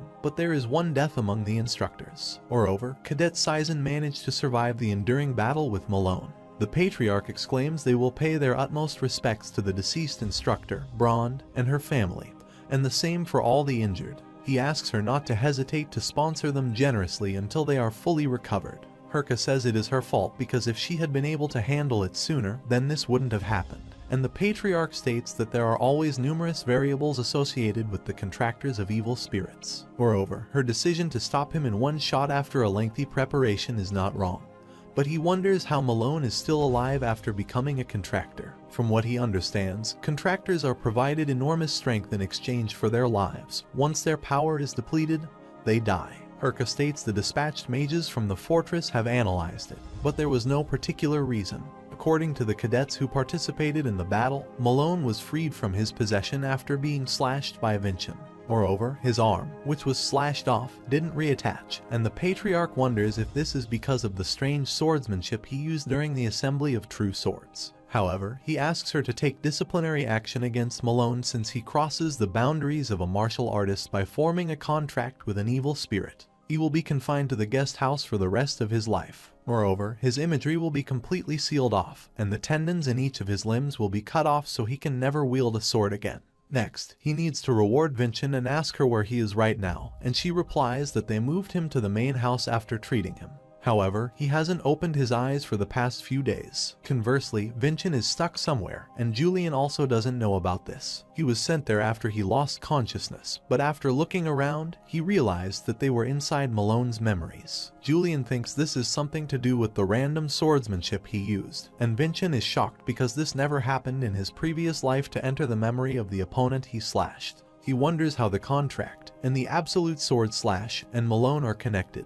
He sees one of his memories when Malone is refusing Vargan that he doesn't want to train to control the cerebral giant because he is already strongest among all. Julian exclaims it seems he is speaking with Dean Vargan, and this must have been before they got there. And he tells him that he is one of the respectable sons of the Aninca. Vargan says if he doesn't want to end his life on stage, then he has to bring the cerebral giant immediately.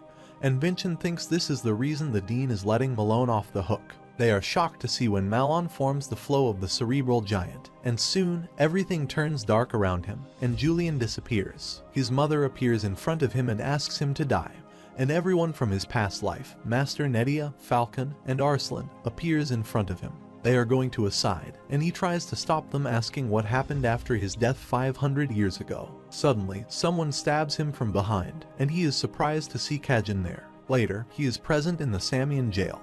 His life inside this wall, and Arslan appears there saying he believes him that he didn't do anything wrong. Though it may take a long time, he promises to fight for his honor. He is surprised to see Arslan there and thinks the last time he saw him was when he visited him in jail. He has never seen Arslan fully grown like this before, and he reveals that Arslan is Julian, but Vincent cannot hear him correctly. He asks him to repeat what he just said, and he disappears, saying they will meet again in 500 years. Vincent calls his name and tries to stop him, but he finds himself in his room and wonders what Arslan did to him. Julian appears there and asks him about his health, and he gets scared because he suddenly disappears. Vincent feels his body has healed, too, but he is still shocked at the memory he just saw. He wonders if the adult Arslan came by to see him before his death. Meanwhile, Sari and Wilson enter the room and are shocked to see him awake, and they hug him warmly while crying. Wilson is crying and says he never thought he would get up again, and he thanks them for worrying about him. Herka appears there and asks if she is interrupting a touching moment, and Vincent asks if she is the headmaster. He pays his respects to the headmaster, and she exclaims the term headmaster is so stiff that she can just call him sister instead.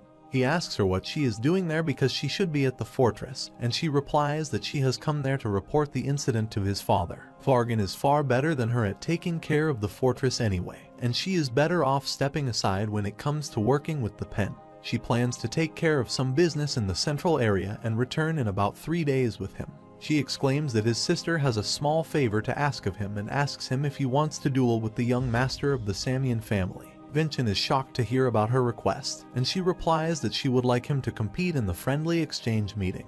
It's an occasion where the members of the Samian and Aninca families who have been introduced to martial arts compete against one another. It's a grand event both patriarchs will also attend, and this friendly exchange meeting this year will be held at the Crimson Fortress. This means that the young master and the patriarch of the Samian family will appear at the fortress. Vincent asks her why she is telling this to him, and she reveals that Melon was the one who was scheduled to attend.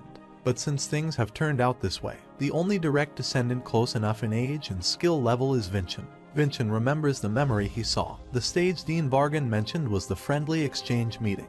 His opponent is the 6th son of the Samian family, and he is a genius who already has a prospect of becoming the next patriarch. Everyone, including Malone, didn't think to win in the first place. She reveals that aside from the second, Dea, nobody has won at the friendly exchange meeting before, so he doesn't need to feel pressure and consider it a good experience. Vincent states if he joins the duel with the intent of losing to the Samian family, it will go against the will of Aninca. Herka likes his way of thinking that he wants to try and win, while the patriarch appears there and asks if he will take responsibility for those words. Vincent exclaims he believes that he has already shown him how he takes responsibility during the assembly of true swords, but the patriarch tells him that pressure will be incomparable compared to that. Vincent promises him that he will come back as victorious, and the patriarch leaves him, asking him to take rest since his wounds are severe. On their way back, he exclaims that he hasn't rewarded Vincent yet, and he reveals that he will accompany them when they return to the fortress, and they will engrave his name on the Crimson Monument. Herka is shocked to hear this because there is a grand monument engraved at the fortress with the names of the heroes of Aninca. Those with great achievements get to have their names engraved on this monument. She surprisingly asks him why he is doing this because nobody has gotten their name engraved when they were in rank 9 except Dea. But he leaves her, saying he will see her in 9 days, while Vincent thinks about the friendly exchange meeting lying on his bed. He thinks the Aninka family's will is to surpass the Samian family, and there will come a day when they must surpass the Samian family with their swords. Moreover, this is an excellent opportunity to find the current level of the Samian family. He calls Julian and asks him if he knows anything about the 6th son of Samian, and he replies he is not sure since he never thought Malone would become like that. He asks him what the chances are that he will defeat the 6th son of Samian, given that they are around the same level. He replies that it is not impossible because they have the element of surprise with absolute sword slash, but there is still a low probability. Replacing the imagery theory, he will reach 3 stars at best, but his opponent, whom Samian's elite standards have educated, would be at least 3 and above. The difference in strengths will be vast, and he gets up, saying he needs to move his body. Julian tries to stop him because he has a severe internal injury to his mana, but Vincent reveals that his body has already healed. He just needs to refrain from using mana while Julian asks him to use his body carefully. After that, he trains very hard to meet this era's Samian, and he has a strange feeling towards this match. Suddenly, Ravan appears there and exclaims this reminds him of old times and says it was there that they rallied with their swords the first time. He has come to see him after hearing about his severe injury, but now he is relieved that Vincent looks fine, and they are now having tea. Ravan has found something about what he asked of him, and Vincent excitedly asks him if he really discovered something about what happened 500 years ago. Ravan exclaims he found something he is unsure of and says he was curious about their family. Aside from him, there was no one else in his family who was especially gifted in martial arts. Moreover, their estate size and their finances, everything is average compared to the rest of the collateral descendants. He asks him if it is not strange that his father, who is not extraordinarily gifted in martial arts or especially wealthy, was able to participate in the assembly of true swords as a regular spectator all these years. After he persistently asked, his father finally gave him an answer because he would be his successor one day. He took him to a secret library and said even the Patriarch of Aninka couldn't enter without his permission. The place is the Hidden Archives, the history of the Aninka that is unknown to the world. He revealed that all records of the first Aninka and its light and dark history were recorded there, and their family has obtained its high states by maintaining the archive for generations. However, after 500 years, even if the archive were to be revealed now, their family would be the only one to suffer a loss, as they have maintained it as a family business. Over there, Ravan finds the records of the Hisley family, and Vincent gets happy to know that, hoping there could also be records to prove his innocence. But Ravan says he has to succeed his father before he can show him any of them, so it's going to be a long time from now. And Vincent asks him if he is alright with this because this is highly classified information about their family business. Ravan replies he has already bet his life on his, and this is nothing compared to this. He also shows him a magic crystal and says he went to go repair his broken sword and he told him to give this to Vincent. Hansen appears from the crystal and says he doesn't know if it works properly since he hasn't used it in years, and Vincent gets happy to see him. Ravan tells him that it's a recorded message and asks him if he doesn't know that a communication crystal is astronomically expensive. Hansen states he is leaving a video message there since he said he doesn't know what will happen and asks him to keep this magic crystal. It has the basic functions of light and simple video recording, and he will now reveal what he found out about the dragon skeleton. It is revealed that he cannot reforge a perfect dragon skeleton sword and asks him to recall the fire at the workshop. He discovered the cause when he started hammering the Crimson Lotus after he transplanted the dragon skeleton. A flame that could not be contained was sparked. The dragon skeleton absorbs the mana temperament of its user, and he has a blessing called the Unwavering Flame from a great god. The Crimson Lotus must have absorbed that power and caused an explosion. In the end, it's practically impossible to forge something of this nature safely and intricately. However, he doesn't believe he can forge a sword greater than the Crimson Lotus right now. He states that it is possible to create a hammer out of the dragon skeleton he gave him. After experimenting on a small piece of the dragon skeleton, he found out the power absorbed by the dragon skeleton doesn't affect other parts of it. But if this were to happen, they would not have anything remaining to use as material for his sword, and he is simply telling him this for his information. He then takes his leave, instructing him to take care of Sari. Vincent says he could obtain the perfect dragon skeleton sword if he had more of the dragon skeleton. Raven gets up and says he is returning to the workshop because he has left his sword there, and asks him to let him know if he has any message for Hansen. Vincent asks him to inform Hansen to forge a hammer out of the dragon skeleton, and he will try to obtain the additional dragon skeleton to forge the sword. Ravan shakes his hand and asks him not to come back unconscious on a stretcher again, and Vincent promises him to be careful next time. After that, Julian exclaims Hansen and Ravan gave them useless information. But Vincent says all possibilities are open, and all that's left is for them to become stronger and find a way. The start of all that will be winning against the sixth son of Samian, and asks Julian to think of any way to win. He exclaims this is impossible because they couldn't even defeat Malone, who wasn't possessed, and asks him how he can expect them to win against someone stronger. Vincent also remembers Malone's trait was so difficult to handle, and it was a wide attack range and a force powerful enough to pierce his body, strengthening. If they were to obtain the blessing of the cerebral giant, maybe they could win, and this is impossible because they have already seen the mana flow in Malone's memories. Vincent exclaims they can't trigger a trait just with a memory, but if it is a god's memory, then it may be possible to get the blessing. Julian reveals that he has memorized all the cerebral giant's mana flow, and Vincent excitedly asks him why he is standing there, and they should get the blessing as soon as possible. But Julian says they can't get any blessing with this weak body. Cerebral type mana is the most destructive out of all the elements, and the cerebral giant is the strongest out of all the gods. If they attempt it now, his body is going to be destroyed without any blessing, so until they get back to the fortress, they are going to recover as much of his mana as possible. He gives him a bundle of instructions and asks him not to try the strange methods from 500 years ago, and if he breaks any of these rules, he won't teach him the mana flow of the cerebral giant. 3 days later, they finally arrive at the Crimson Fortress, and Vincent asks Herka if they don't have to walk to the entrance due to security reasons. She reveals that it is all a lie to keep this fortress hidden, and it's only a measure of their welcome rituals. Vincent observes there are more carriages than theirs, and Herka reveals that he is getting the engraving ceremony. Soon, they reach the event where the ceremony was going to be held, and first of all, Rank 1 Cadet Representative Hannah Adinka lined up with 4 others. Similarly, Rank 2, 3, and 4 cadets gather in their line, and Rank 5 Cadet Representative Abel Adinka and 15 others line up.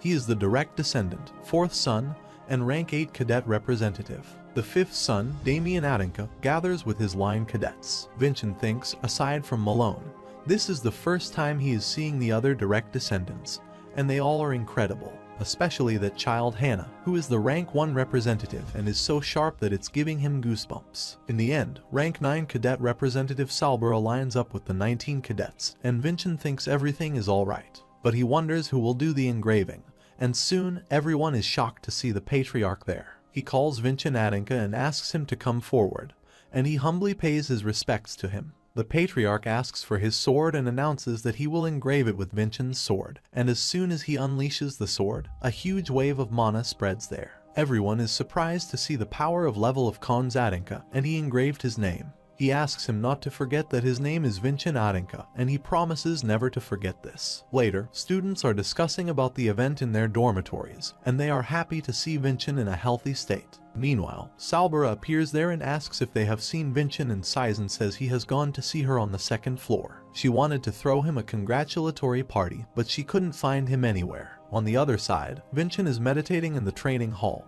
and Julian is giving him the instructions. They need to sense 3 points, and starting from his chest, he needs to stiffen. Suddenly, he remembers about Gravery and gets happy that he received it when they all called him a good-for-nothing, and Father also acknowledged him as his son. But Vincent says they have much more to achieve, so they can't cry or laugh about these trivial matters. Moreover, they need the blessing of the cerebral giant if they want to meet this father's expectations, and Julian determines that he will work hard. He asks Vincent to focus on forming the perfect triangle, and a few days later, they finally succeed in calling the cerebral giant God. Julian is happy that they received another blessing, but he is shocked to see Vincent's condition. The mana is flowing through his body, and it looks like it will explode any time while Vincent is crying in pain. He tells Julian that the lightning energy is flooding out of his body, and the cerebral giant calls him a human who acquired divinity on his own. He exclaims that Vincent has summoned him by triggering the blessing, and he has granted him the blessing as he has wished. Julian shouts that there is no way a human would turn this way just from that, and they have completely restored the body before. The giant exclaims his physical body absorbed the mana as if it were a cotton ball and receives much more power than normal. Julian asks him what they should do because Vincent will die at this rate, and Giant asks him to stop the flow of mana. Then the lightning will stop. But if he stops it now, he will not bestow another blessing again. Someone can die or live and receive the blessing. He has to choose one of the two options, and Julian wonders what he should do now. The giant exclaims that they triggered the blessing and summoned him alone, so it doesn't make sense that he took more power than he should have. Moreover, Vincent isn't letting go of his mana flow because he knows that he will not receive the blessing if he stops now. He asks him to control the cerebral energy and hold it within his body, and he must do that first to receive his blessing completely. Meanwhile, Julian thinks he can't just sit by idly when his brother is holding on for his life. Though his divine energy may be weak, he can try to protect him, and he successfully enveloped his heart with his divine energy. But it soon gets destroyed because this is not at a level that he can handle, and the lightning energy is overflowing from the heart. He is trying to console him, saying he needs to stay a little longer, and if his heart explodes, it's over for the both of them. Soon, he disappears because he has used too much of his divine energy, but he doesn't want to die.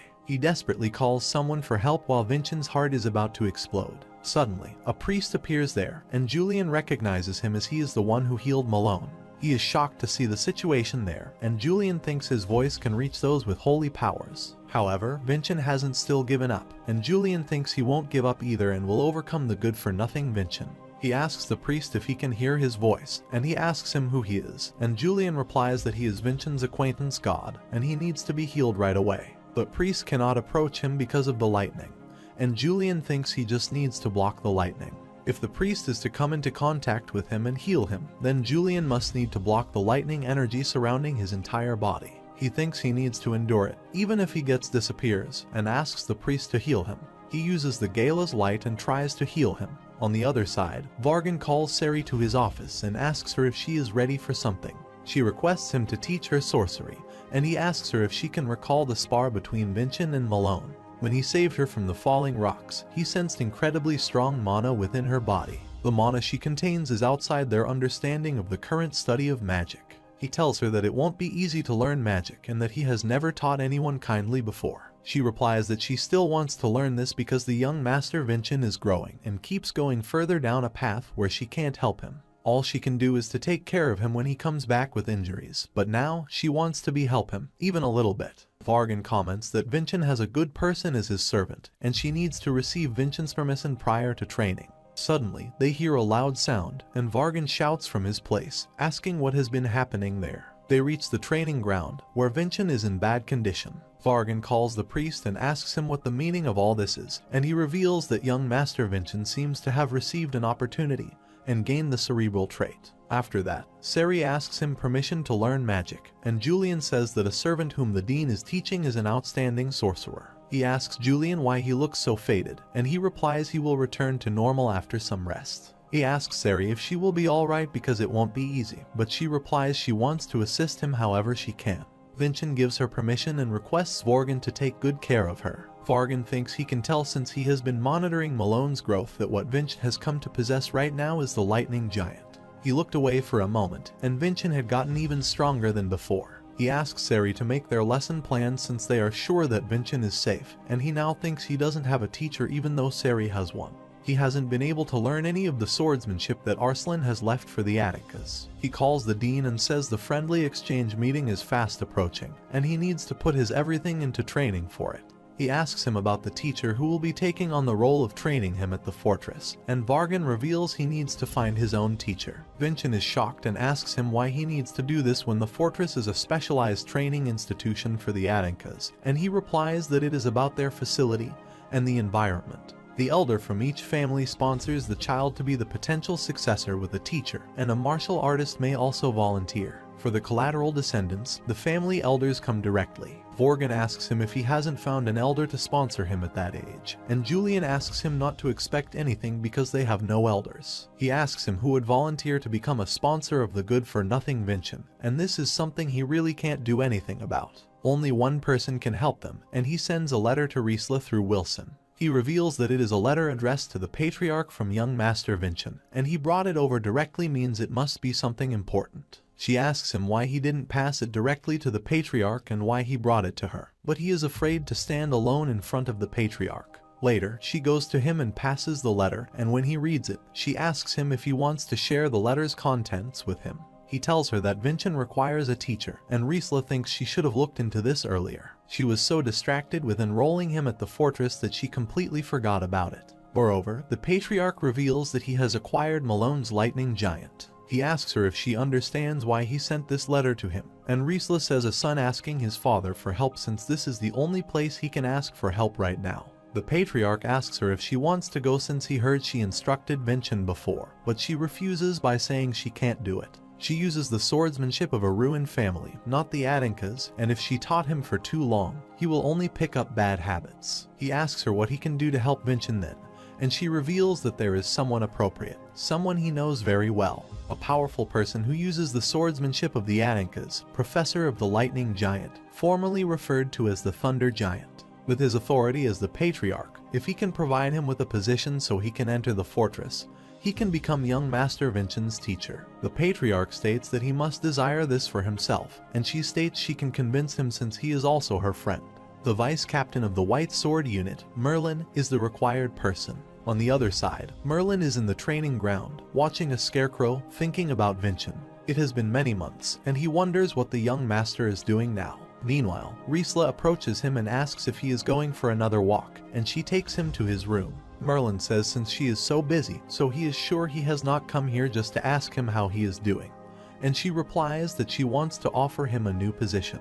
She offers him a position at a training institution within the Yellow Dragon unit, and he immediately refuses the offer. Raelsa exclaims there is someone she would really like for him to teach, and he gets shocked when she takes the name of Vincent. Moreover, the elders won't look at him, and he is young, and the possibility for him to become the potential patriarch is quite low, and there won't be any other sponsors. But Merlin thanks her for making excuses for him.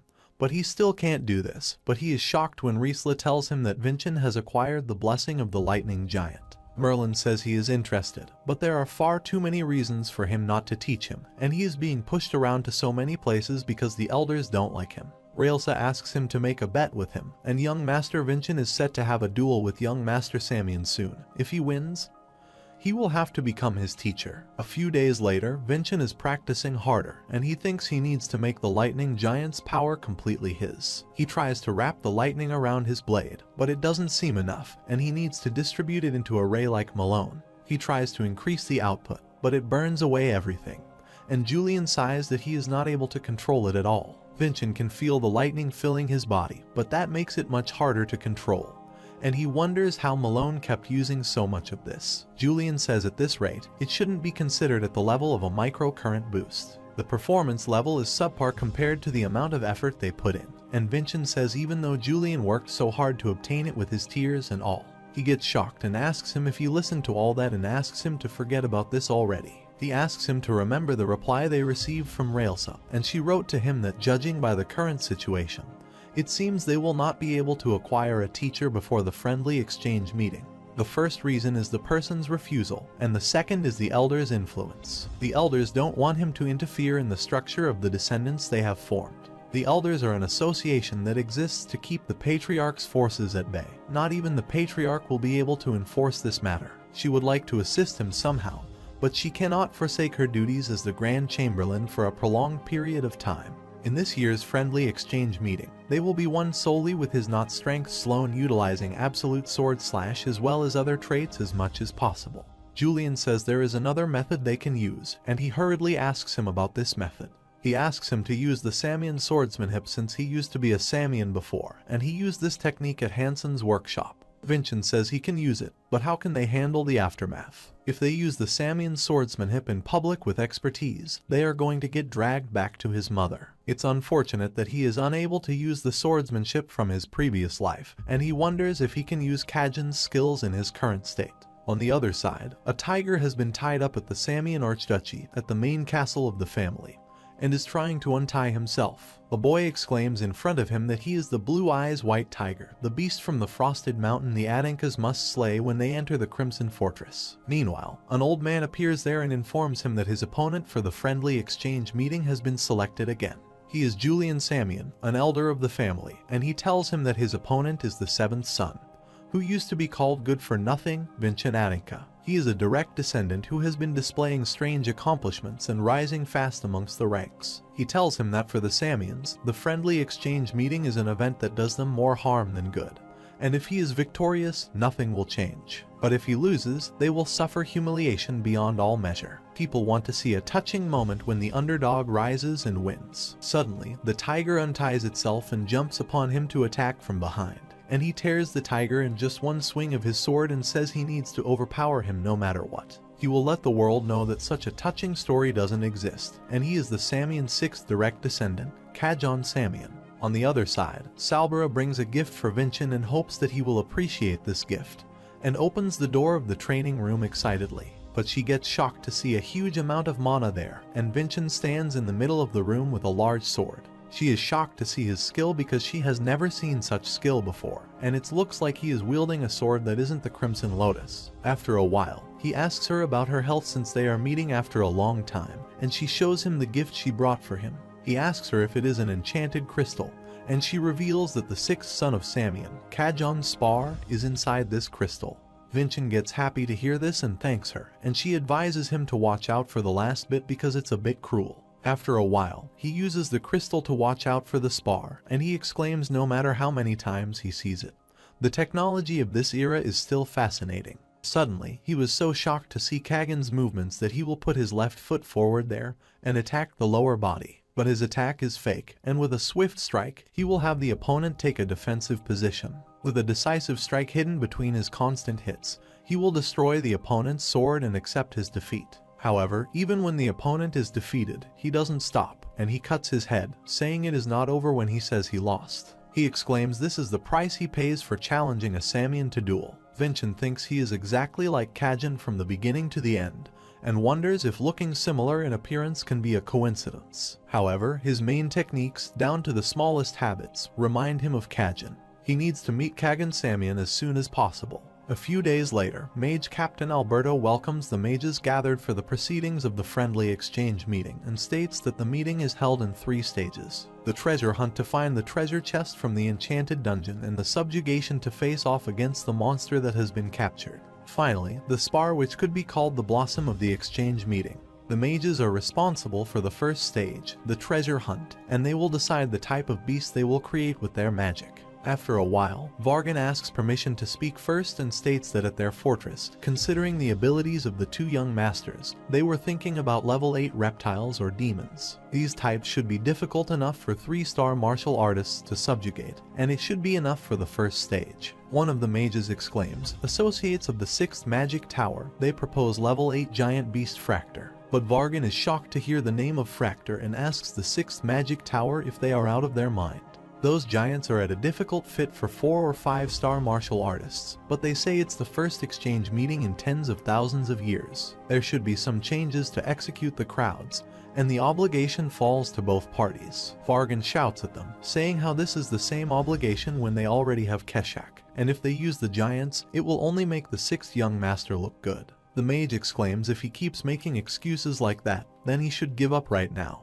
And Vargan angrily says the Samian have acquired a loyal dog. The mage also gets angry and asks how he can utter such nonsense to the magic tower when he holds the name Pagoda, and the fight is about to serious when Alberto shouts and asks them to stop, and says the ones who will be sparring are the young masters, not them. He asks them to settle this with a vote and asks them to raise their hands if they agree on the giants. Everyone raises their hands except Vargan, and Vargan thinks all of them are on Samian's side. Alberto exclaims with the majority votes, and they will prepare the giant illusory beast, Fractor. Friendly exchange meeting day 1. Herka asks Vargan about the guest list for the Samians, and she is exhausted by the workload and says she shouldn't have become the headmaster. Vargan asks her to stop and says he is helping her with every task, and she asks him about the preparations for the first stage. She thinks he will prepare the illusions, and he reveals that all of the mages that don't come across the fortress, including the captain, were all bought out by the Samians. The 6th magic tower is located on their territory, so he couldn't do anything about this, and as long as Vincent wins the other stages, it will be fine. She asks him if he really thinks that Vincent will be able to win, and he changes the topic, saying it is better for them if the Aninkas win.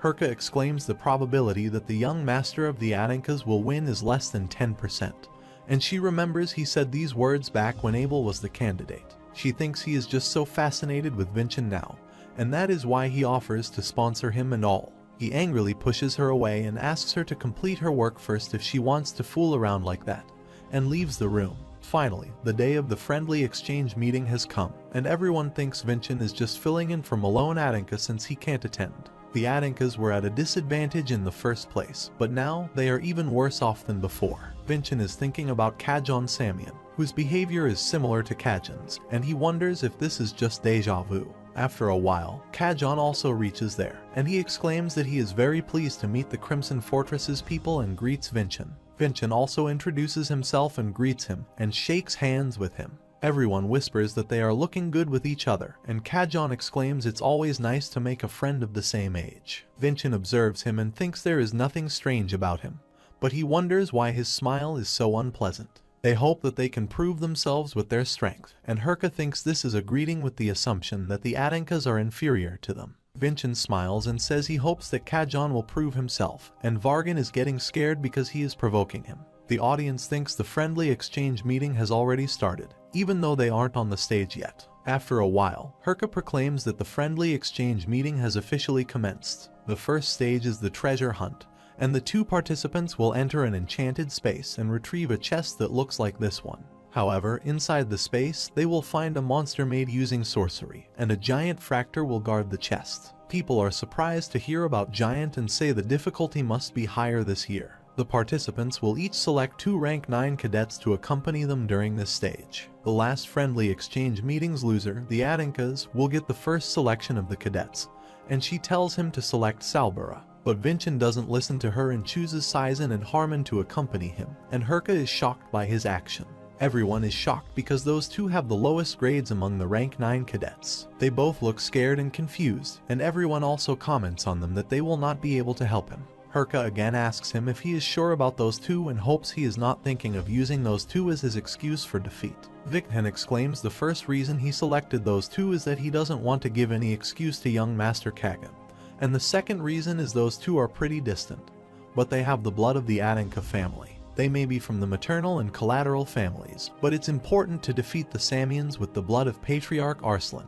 Earlier, Salbura was sad because she thought he would select him, and Vincent states he trusts and respects her completely, and he was also able to defeat Malone due to her leadership. He also asks her to do her best at the friendly exchange meeting, and he is doing this to provoke Kagan. He must turn his provocation into a vital flaw and utterly defeat him. At present, Kajon chooses representative and vice representative and says he will teach of the result of his arrogance. Vincent appreciates him for his great selection and thinks the stage has already been set for the Samians, and he wonders what he is trying to show them. Vargan thinks he just needs to trust him and proceed, and the mage is also disturbed when Vincent doesn't choose Salbura. Vargan calls him and asks him if he is ready to proceed with the first stage. The mages created the space, and Herka announced the commencement of the first stage of the friendly exchange meeting, the treasure hunt. They enter the space, and it is very dark inside. Saizen asks him if they can use the luminous crystal, and they turn on the light to help themselves. Conversely, Salabura asks Kajon if he needs light, but he smiles and asks them if they can walk a bit further behind him. Salbura wonders if he is telling him to back off because he thinks he can handle everything independently, and disregards them. Meanwhile, the audience is getting bored because they are still searching for the treasure, and think it will start getting more exciting when the giant comes out. Herka claims their approach is completely different, and Vargan claims Vincent didn't consider them to be his sidekicks. Harmon asks Vincent if he thinks they can help him, and he exclaims they are great martial artists who have overcome their personal fears. Suddenly, a giant monster appears and attacks them and makes them fall to the ground. Saizen Harmon gets afraid to see the giant and wonders if everything will go according to the plan. They can't find Vincent there and wonder if he has been crushed under the giant. Suddenly, he jumps from the ground and calls both of them to stay behind. He uses a vast amount of mana and takes down the giant in just one attack. He then calls Saizen and Harmon to execute the plan, and they ask him to leave this on them and find the chest. The Fractor are giants with poor eyesight, and they will automatically react to the loud noise of the drums and follow the noise behind them. Saizen asks Harmon to lead him back to where they came from, and Vincent is happy they are brave enough to help him. Now, he needs to find the treasure hunt, while Vargan and Herka are shocked because he is doing wrong. The important element is to showcase his martial arts abilities during the process, and the mage happily exclaims that he completely misunderstood the real meaning behind this stage. Soon, he finds the chest, but before that, the giant reaches him and pushes him back to the ground. He is shocked to see that another giant is guarding the chest there, and he is unaware of this. This giant is way more powerful than the other and lands an attack on him, but he flies away to dodge the attack. Vincent thinks in order for the plan to succeed, he needs to save at least one strike of absolute sword slash, so having two giants makes things more difficult. This giant is faster than the one he encountered earlier, and its reaction to the speed of Frost Walk is also incredible. On the other side, Vargan shouts and asks why there is another fracture there, and Mage laughs and exclaims they made a mistake when they were starting out. Vargan furiously grabs him by his collar and asks how he dares to bear the name of the 6th magic tower and commit such dirty tricks. Herka asks him to stop because there are too many eyes and they will be at a loss if they cause a ruckus right now. The mage appreciates Herka for her calmness and says it's certainly fitting for the person in charge of the Crimson Fortress. Herka furiously asks him to stay behind once it is over because she will not let him live. On the other side, Kagan takes out one of the giants easily, and Salbara is shocked to see his traits and skills. He asks the giants if this is all he can show, because he had high hopes because they said it was a giant. But this is too easy. Salbara shouts from her place and informs him that there are two giants and she has no idea what is happening there. He uses Samian swordsmanship, Chapter 1, Gentle Steel, and attacks the giants with his full might. Its body parts are torn away, and exclaims he will see how long he can last. Salbara is watching all this and admits that he is so strong even it angers her to say so. Even if anyone else were there, it wouldn't have changed Kagan's results. He asks the giants to stop overreacting and get up because he still has many techniques to show him. At the same time, Vincent is still defending himself against the giant, and Julian is also worried because nothing is going according to the plan. Vincent asks him to get a hold of himself, and they need to come up with a plan. Julian states Absolute Sword Slash is an extremely powerful skill, and asks him if he can't just herd them into one spot and slash them both at once. Vincent likes his idea, but he doesn't think it will be that easy because they are too big. If he targets one, he can't see the next sword path, and they start arguing about the level of his skills, and Vincent exclaims this is extremely powerful. He needs to defeat both of them in one slash, and if he has a target, and by the name of the target, he remembers Harmon and Sizen who are stuck with another giant. They have nowhere else to go, and can't see Vincent also, and if he doesn't reach them, they will be in big trouble. Suddenly, Vincent appears there and also brings their chest with him, and he tells them that they have changed their plans and the giants will be arriving soon. Meanwhile, two giants appear there together, and Harmon and Sizen are shocked to see another fracture. They get so scared and start crying for help, and Vincent calls Julian to get ready for the attack. He asks him if he really has to do it this way because he doesn't want to become their target. The giants are about to attack them, and Vincent thinks because of their size, he can't find a sword path for the Absolute Sword Slash to strike down both of them. In that case, he just needs to find something that comes across both of them, so he connects the other half of his soul to Julian's soul to create a sword path. He asks him if this is safe, because he doesn't want to get hurt, and Vincent uses Absolute Sword Slash, an alternative form to attack both of them at the same time. At the same time, he uses Chapter 1 of the Dwarf King, trade on the second giant, and there is a huge explosion.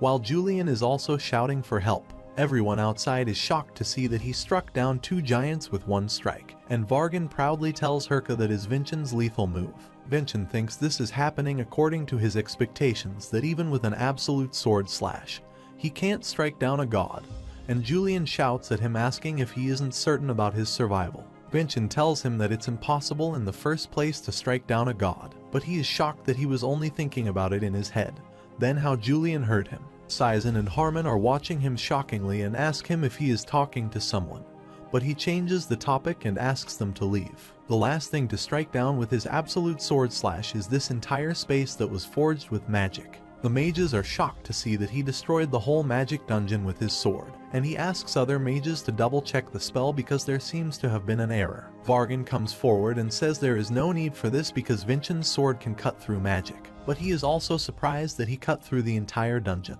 More than the swordsmanship, he is more impressed by his creative solution. The mage Alberto also comes forward and exclaims it is impossible to destroy a stage of the examination itself, and they must disqualify young Master Vincent. Herka comes forward and replies that there is no rule that states it is forbidden, and no one has attempted it before Vincent. She provokes him, saying for a mage captain of the Mage Association, which is a neutral party, he sure seems upset, as if it's his own business. Meanwhile, Harmon and Sizen show her the chest Vincent has won, and the mage exclaims the first stage is where they showcase their strength, and it doesn't matter who finishes first. It's great that he has a sword that can cut through magic, but young Master Kagan's turn hasn't ended yet within the remaining. If he keeps displaying his martial arts, victory will belong to the Samians. Vincent comes forward and says Kagan will be completing this stage shortly. He calls Vargan and tells him that the dungeon that he entered was created by the assembly element. He replied both of the candidates must provide equally, and the assembly element was concealed, and he entered one of the 2 replicated dungeons. Vincent asks him if he has destroyed his replica, then where is the mana which was forming his dungeon? For example, if water were to split into 2 streams and then forcibly block off one end, then it would overflow into the other stream. This means the mana is flowing in the remaining fracture, and Kagan is shocked at how the giant can be so powerful instantly. The giant is about to attack him, and Kagan thinks though it seems to have gotten stronger, but its intelligence level must still be the same. The giant is about to attack with its hand, and Kagan exclaims he is just going to lose his hand with this simple attack. He activates the skill of Gentle Steel and tries to attack him, but the giant has become so strong that it doesn't affect him. It attacks him and makes him fall to the ground, while he thinks something must have happened outside. Otherwise, how a dying monster can be so strong? In the meantime, the giant is about to attack him, and Kagan doesn't have time to adjust his form. But before that, Salbara rings the bell and asks the other cadet to find the box because the giant will now look toward them. Now, it turns toward her, and Salbara starts running in the opposite direction. She thinks if Vincent hadn't told her to do her best, she would never help such an arrogant boy. However, the giants reach her soon and attack on the ground to make her fall, and Salbara is shocked to see that the first giants are also alive yet. Now, she is the target of both of them, but Kagan attacks one of them from behind and exclaims how they can dare to ruin his performance. He uses the trait, Bloody Full Moon, and makes a big hole in one of the giant's chests, and takes down the other one too. Salbara is shocked to see that he struck both with one strike. Kagan was extraordinary from the beginning, and he intentionally left the giant alive to continue his performance. On their way back, he thinks he may have displayed indecent behavior and successfully finished the stage, and also found the chest and even left a memorable impression in the end. He thinks even if he did badly, but his performance should be better than Vincent's, but he is shocked to see him already present outside. Vincent says he is late, and judging by his facial expression, he thinks he enjoyed his gift. Kagan asks him what he meant by the gift, and Vincent states he has a friend who is quite gifted in sorcery, and thanks to them, he was able to have his dungeon's mana overflow. Kagan gets furious to know that he planned to have the giants outraged, and he has been making a fool of him since the beginning of this stage. However, he smiles and exclaims it is his mistake that he judged him too rashly, but things will be different from now since he has started looking at him as a true friend.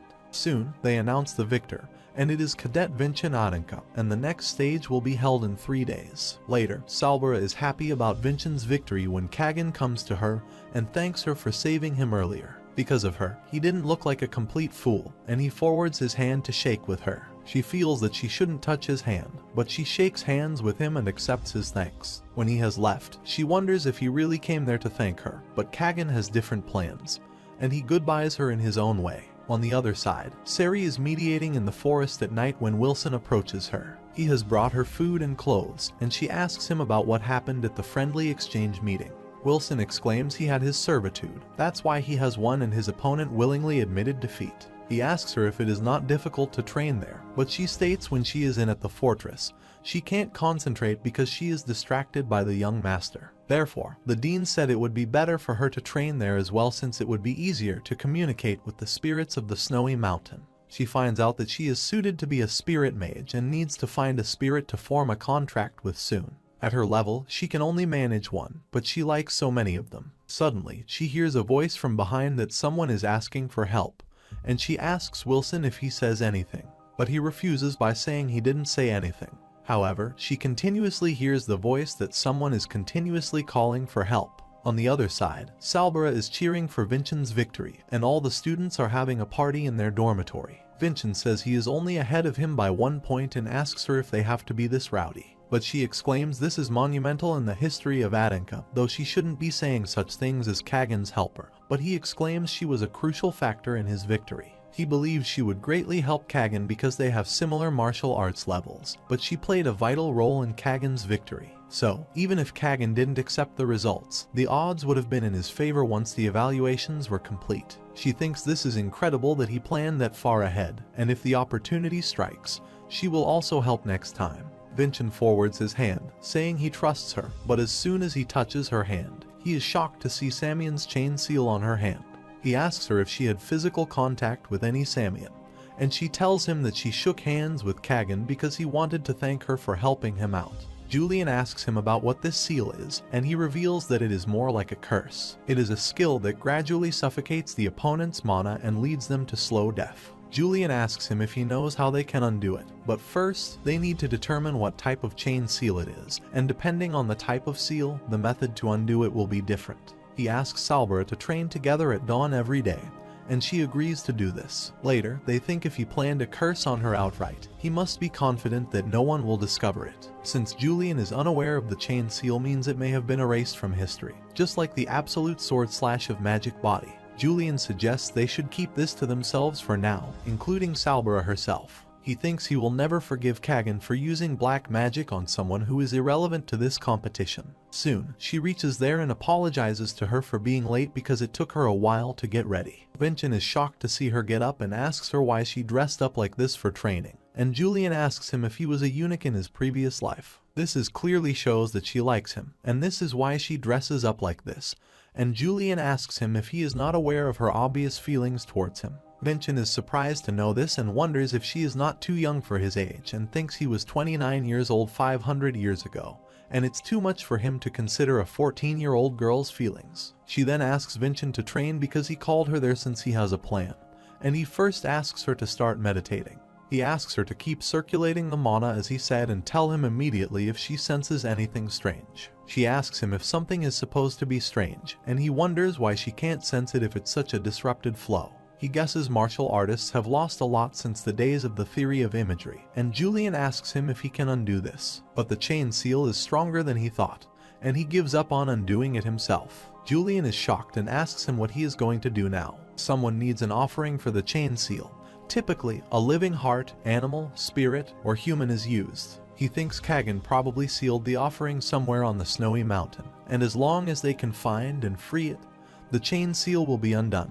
If they can't do this, Salbara will die in 3 days, and he will not be able to do anything to save her. Julian is shocked to hear about 3 days and says the friendly exchange meeting is his greater priority right now. In 3 days, the second stage will start, and they can't forget to prepare for it. He asks Julian to realize what is more important there, and those who will chase after their objectives will lose their people. For instance, if he still had his comrades that he lost to the Samians, he wouldn't have spent the rest of his life in jail. After a while, Salbara asks him if they can stop because she is getting tired, and he asks her to wrap it up for today. On their way back, Julian asks him how he knows so much about the curse and if he is a dark mage, and he replies he has experienced something similar before. When he was imprisoned, they sealed off his mana and heard they used the heart of a prisoner serving the death penalty at that time. Julian looks at him with pity and exclaims his life was really horrible, and asks him what crime he committed to be imprisoned for 10 years. Suddenly, Salbara feels dizzy and gets unconscious, and he immediately takes her to the priest. He reveals that he treated her for now and left her to rest, but this is the first time he has seen such symptoms. He doesn't believe they can do much else for her at the fortress, and he suggests he should send her to the Gaia temple in the capital. Vincent wonders if the priest in the capital is able to undo the chain seal, but it's a skill that has been erased from history, and the progress is too quick that she may not even make it through the trip. He asks the priest to take good care of her and leaves the treatment room, thinking there is only one method to find the sacrifice that was used for the chain seal on this vast snowy mountain. He jumps from the mountain, thinking he will not lose another person this time because of Samian's dirty tricks again. On the other side, Sari is walking through the forest, and somebody's voice is calling out to her for help. It seems like a spirit's voice, but it sounds so far away. Suddenly, she sees Vincent at a distance and calls him from behind, and he is also shocked to see her there and asks her what she is doing over there. He tells her the whole story, that he is looking for a sacrifice that has been used for the curse, and it has been sealed somewhere on this snowy mountain. She asks him what they typically use for the sacrifice, and he replies that they probably use something small since it has to stay concealed. It can be a small spirit, and Sari is shocked by the name of the spirit, and she tells him that she might be able to help him. Salbara's condition worsens, and Vinchin lifts Sari and swings through the mountain, following the spirit's voice. She then takes him to a place and tells him that she can hear it in between that canyon. Soon, they reach there, and Sari calls the spirit for help, saying she has come there to help him. Vinchin thinks he has little time and can't just keep searching for a spirit there. He calls Sari and tells her that there is not much time left, and if the spirit is there somewhere, he will destroy this entire region in order to break the chain seal. Suddenly, she finds the spirit that the chain seal tries as Salbara. Sari asks him if there is a way to help it, but unfortunately, Vinchin doesn't have any way to help.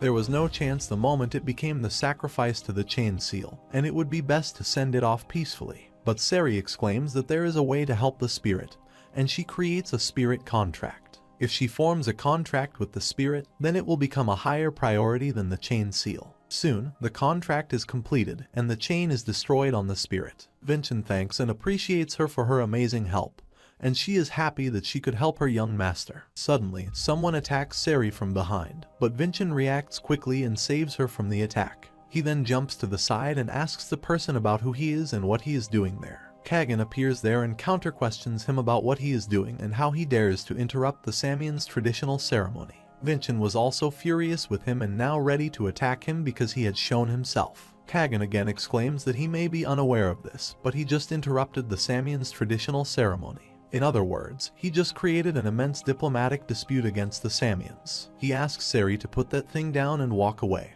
and then he will cover this up for him. Vinchin shouts at him, saying how he can call it a tradition when he is trying to kill Salbara. Kagan smiles at this and says there is a certain class that he is born into, and there are those who are born to bear the heavy burden of destiny. But some aren't born to bear the heavy burden of destiny. He exclaims there are those people who dare to cross the line, and Salbara is one of them. He is furious at her because she ruined her plan and decides he won't forgive her. Now, he is just punishing her, and he exclaims this is his right and that a comrade from the same class should understand.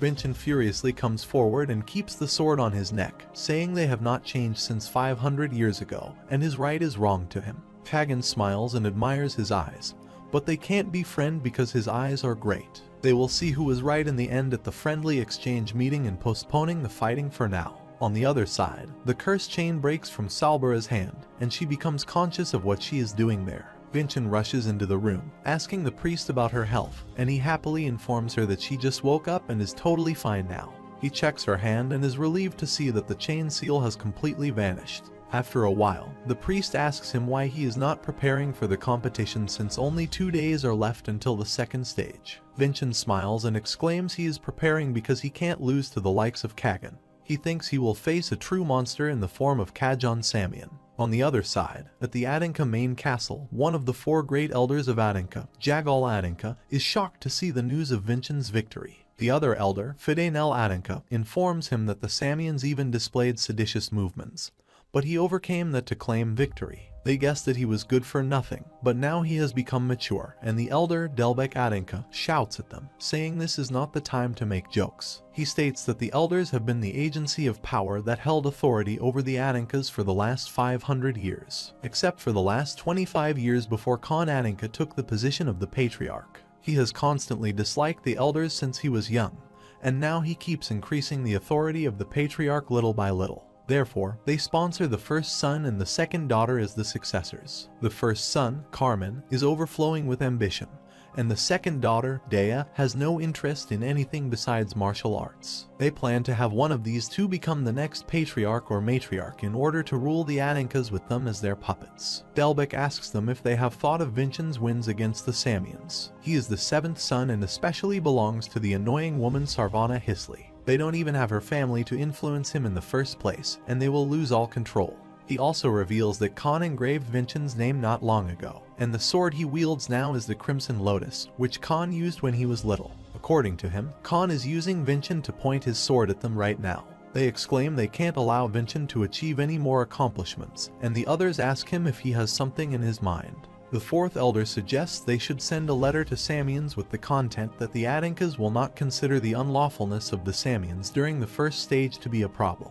However, the second stage will proceed under the management of the Anicaps, and they will go themselves to overlook it. 2 days later, the day of the second stage has arrived, and Herka announces that the second stage is the subjugation battle. There is only one rule: they have to pulverize the monster in front of them in the shortest time possible. The monster they will face is the lizardmen, and they are known to forge long spears with animal skeletons. The first one is Kagan, and the lizardman attacks him with his might, and he disappears for a while. A little later, he jumps upon him and uses the trait, the Scarlet Song, the starting chapter, and tears the lizardmen in 2 parts. They are surprised to see that he did all this in 14.86 seconds, a new record surpassing Lady Dea's 20 seconds. He points toward Vincent and says this is what happens when he is serious, because there won't be anything disgraceful like the first stage going forward. He exclaims the next thing he will slash will be Vincent's head. Meanwhile, Julian asks him how they will beat his record, and Vincent says they won't lose when it comes to speed.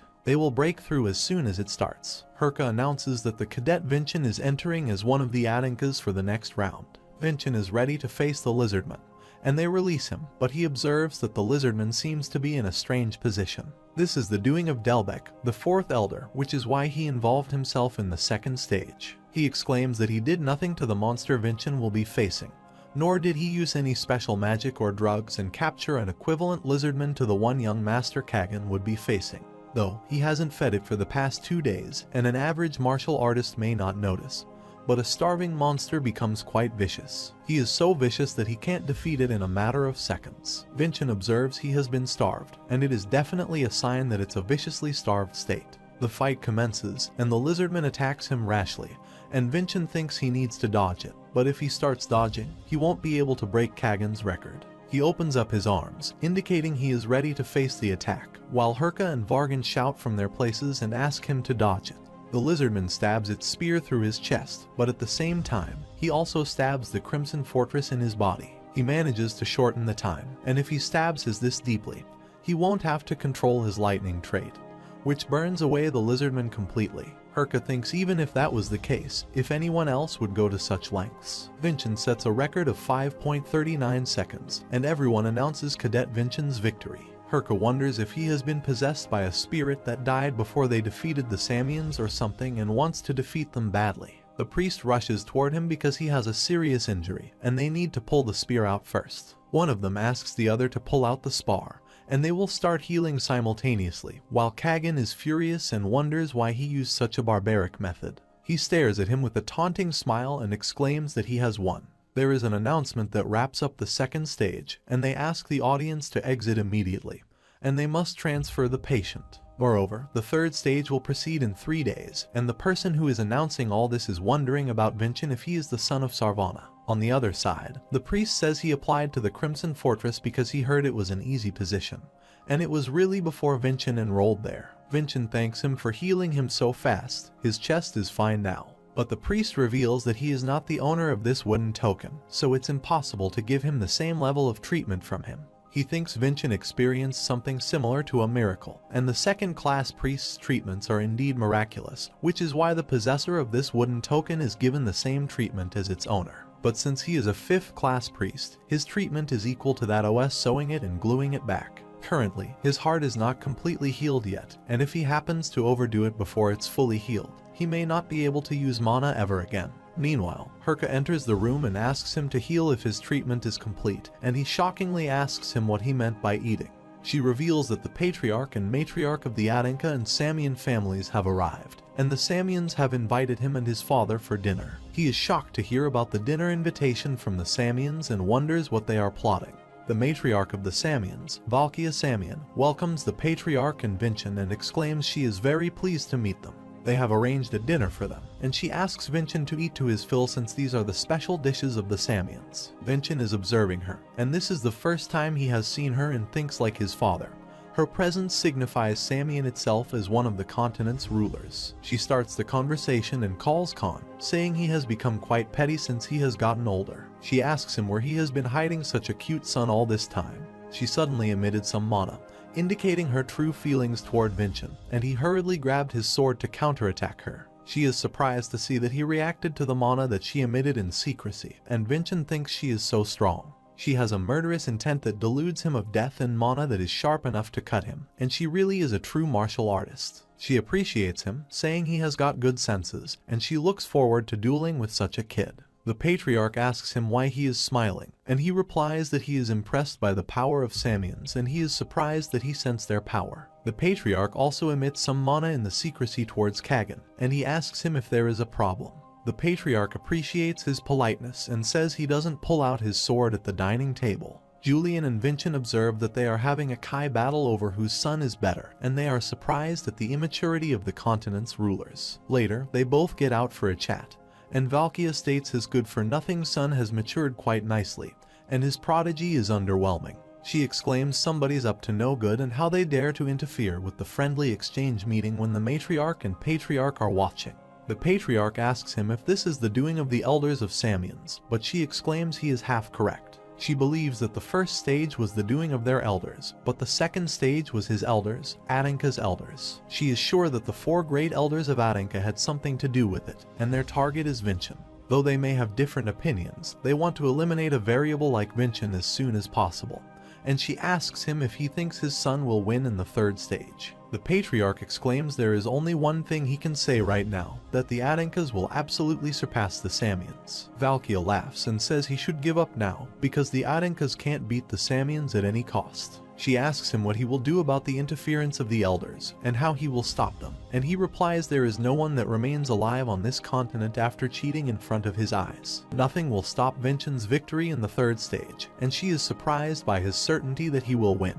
He remembers when Vincent promised him that he would return victorious, and he tells Valkia that his son has made a promise to him. To think the Adinka would win both the 1st and 2nd stages, but the real battle is the 3rd stage, where they will actually spar. People hope the Samians will try to win no matter what since their ego has been damaged, and they wonder if the Adinkas will have another victor after Lady Dea.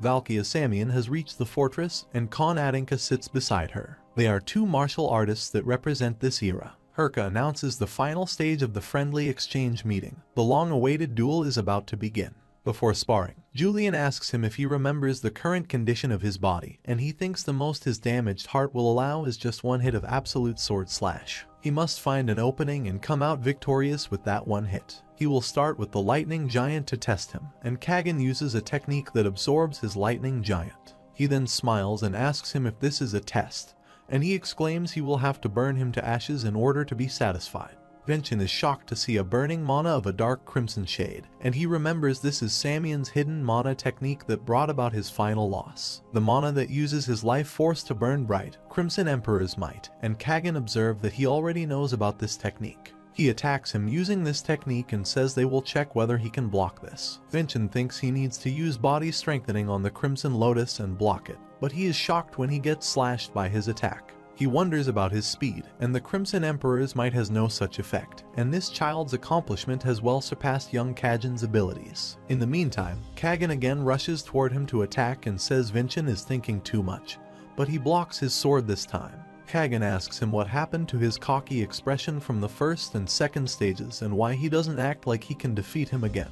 He says he will never let him wield another sword again, and there is a sudden explosion to dodge his attacks. Vincent jumps backward and thinks the Crimson Emperor's might is weak in extended battles, and if he gets the timing right, he won't give him an opening.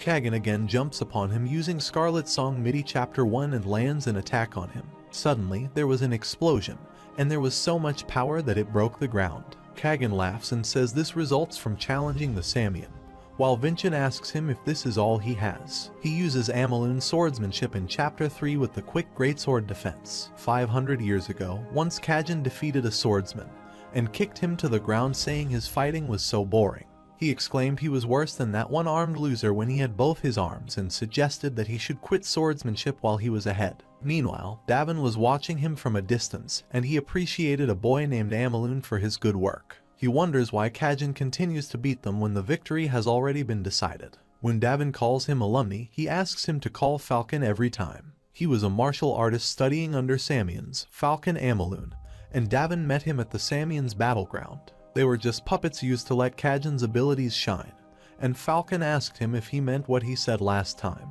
that he would defeat Kagan one day. He wanted to defeat the young master whose entire existence was a total cheat, and Davin had a foolish dream at that time. But Falcon believed him and said he was the only person who actually attempted to defeat Kajin, and he was the only one who could do it. Falcon was an exceptional martial artist and a loyal friend to him who didn't disregard his dream and cheered him on until the end. However, he became too strong too quickly, a pawn of the Samians. When he became too powerful, he fell into a trap set up by the elders of the Samians and died. But he left him his swordsmanship, Amalun Swordsmanship Chapter 3, a skill that is the complete opposite of the Samians' skills and uses very little mana. He used the trait of quick greatsword defense, and Kagan was surprised to see this strange swordsmanship of his. Vincent exclaims this is the swordsmanship belonging to someone who has sacrificed himself for the Samians, and he is taking revenge on his behalf. But Kagan jumps upon him, saying he will prove this skill useless, and uses Samian's swordsmanship in Chapter 1, and exclaims he will easily break such a cheap skill. Vincent feels incredible martial pressure, and it's as if he is battling against the young adult Kajin again. But he can still not break his defense. Kagan shouts at him, saying he will finish him in his next attack, and suddenly, he disappears from the battlefield. Everyone is talking about him, that the young master of the Samians disappeared, and he is going to appear from out of nowhere like he did in the second stage. They are right when Kagan appears from the ground and tries to attack him, but Vincent reacts in time and dodges his attack. He shockingly asks him how he knew which direction he was going, and Vincent replies he knew that he would land on his right foot first. After that, he would leap into the air to dodge, and he failed that attack too. Kagan gets worried and shouts at him, asking what kind of tricks he is using, and Vincent reveals that because of his arrogant personality, he likes striking downwards. This time, Vincent swings his sword toward him, and exclaims he could have easily countered that, and thinks this child uses the exact same strategies as Kajin. That normally means he is incredibly powerful, but it has a different meaning to him because no one else in the world knows Kajin's swordsmanship as well as he does. Kagan finds himself losing, so he tries to attack him again, and Vincent thinks Kajin was a genius and can control every situation with his strength. But if there were anything unexpected that he couldn't control, he would completely lose his common sense and pounce. He uses Amalun's swordsmanship Chapter 1 and hits him with his full might. There is a giant wave of electricity there, and it breaks Kagan's sword, and everyone shouts in victory for Vincent. It is a miracle that the Anicaps would win all 3 stages, and Vincent is relieved that it ended quickly, since the Asbul sword slash isn't the only skill that affects his heart. But Kagan appears more powerful than before and exclaims the stage is not over yet, and Vincent is surprised to see that the concentration of his mana just got stronger. Kagan reveals that he is a beginner, so it might be dangerous. But he is not the only one with a hidden trick up his sleeves. He uses Sword God Keshek's blessing trait and is ready to attack him with much power. S26 Valkyat is also shocked to see that and wonders when he got that trait. It is said that the Sword God Keshek's blessing bestows an incredible talent of swordsmanship on those who possess it. But when someone reaches its peak, they gain another trait, and the power of that trait turns their sword into another element of imagery. Kajin is at the peak of his 4-star boundary, while Vincent has never heard about this trait. He tells him that he has already spent most of his strength on the Crimson Emperor's might, and it will be too dangerous for him to use a greater power simultaneously. However, he rushes toward him to attack and still has so much strength, and Vincent blocks his attack with the Crimson Lotus. The wind pressure is so high that it reaches the people in the audience. Kagan exclaims he risked his life during the 2nd stage just to smirk at him, and in the 3rd stage, he is risking his own life. Even if his body breaks down because of Keshek, he will defeat him, and Vincent thinks he is just like Kajin, and he also refuses to be defeated by him. Suddenly, his trait breaks Vincent's swordsmanship trait, and Kagan laughs at him for this. Meanwhile, Vincent punches his face and pushes him back to some distance. He thinks they have already reached their physical limits, and he will bet it all on this one shot. Kagan uses the trait Bloody Full Moon, and Vincent uses Lightning Giant, Final Chapter. An absolute sword slash with the power of the Lightning Giant will slice through the target and explode. When Kagan gets involved with this skill, he jumps upon him using the Amaline swordsmanship trait and uses his final move as a smoke screen. He shouts at him, asking him to take a good look from this moment onwards that they will become the challengers. There is an announcement that young Master Kagan has been incapacitated, and the 3rd stage victor is Cadet Vincent Adenka. Everyone is happy because this happens after years of Adenka taking over Samians. The headmaster announces that the interviews will be conducted after the treatment when suddenly, one of the elders gets up angrily and breaks the crystal stone. Conversely, Railsa informs Merlin about his victory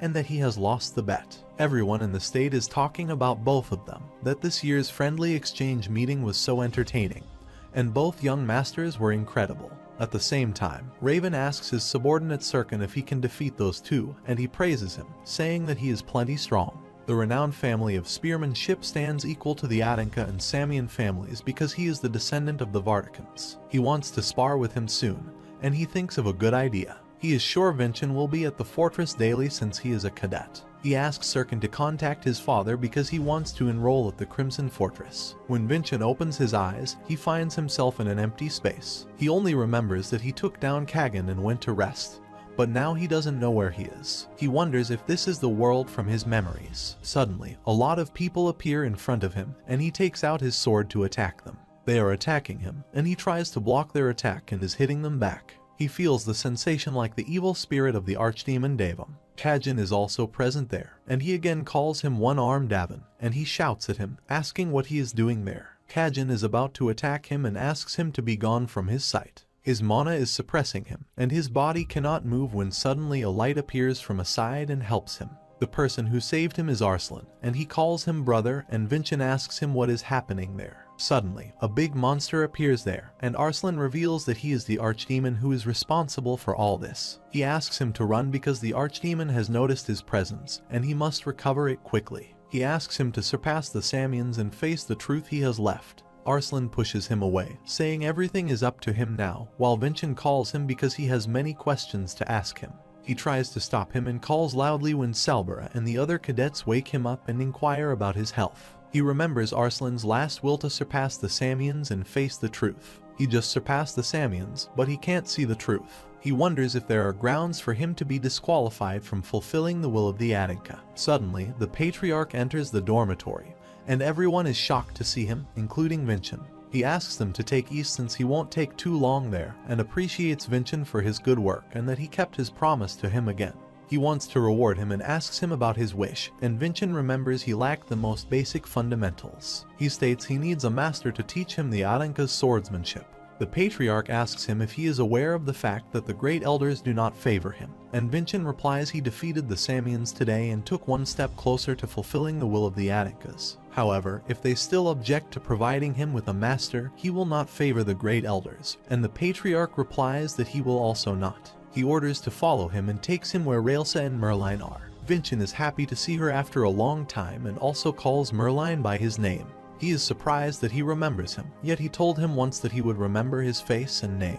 Riesla tells him that he is an 8-star martial artist and a holder of the Lightning Giant. Therefore, she recommended him to be his master, and Merlin introduced himself formally as the vice captain of the White Sword Unit. He is currently under the jurisdiction of the Yellow Dragon Unit, Merlin Falker. Vincent gets shocked at the name of Falker and remembers this was Arslan's original last name. On the other side, Valkia calls Kagan to the court, asking him if he knows why he lost. She tells him that Vincent saw right through him, and he lost his cool by becoming overly emotional. He has engraved a mark of shame upon his arm, and she keeps her hand on his head, saying it is okay for him to lose. Moreover, he can learn a lot from losing, but if he makes the same mistake again, she will personally cut through his muscles. Kagan smiles and says he will keep that in mind, while some spirit inside his body is angry because they lost. Kagan asks him to stop because they are in front of his mother, and he actually possesses the archdemon Davin's spirit. On the other side, Merlin asks him if there is any problem with his last name, and Vincent asks him if he is perhaps someone with higher authority than he imagined.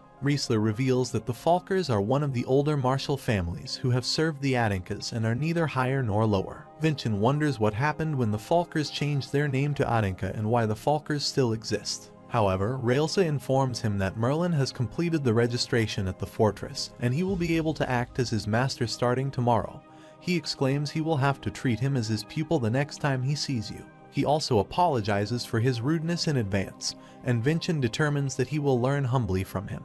The Patriarch also advises him to devote himself further, and he thinks he must get stronger because no one knows what his elders will do to him. On the other side, they are furious because it happened precisely what they feared might happen. Vincent has become a hero who defeats the Samians, and they no longer have any way to interfere in his growth. Others ask Elder Tilavan how he will take responsibility for this situation, but he has nothing to say because Vincient's growth has surpassed their expectations. They ask him if he didn't decide to proceed with this by himself, and he thinks they are trying to eliminate him by using this as an excuse. Elder Tilavan asks them to come up with a solution.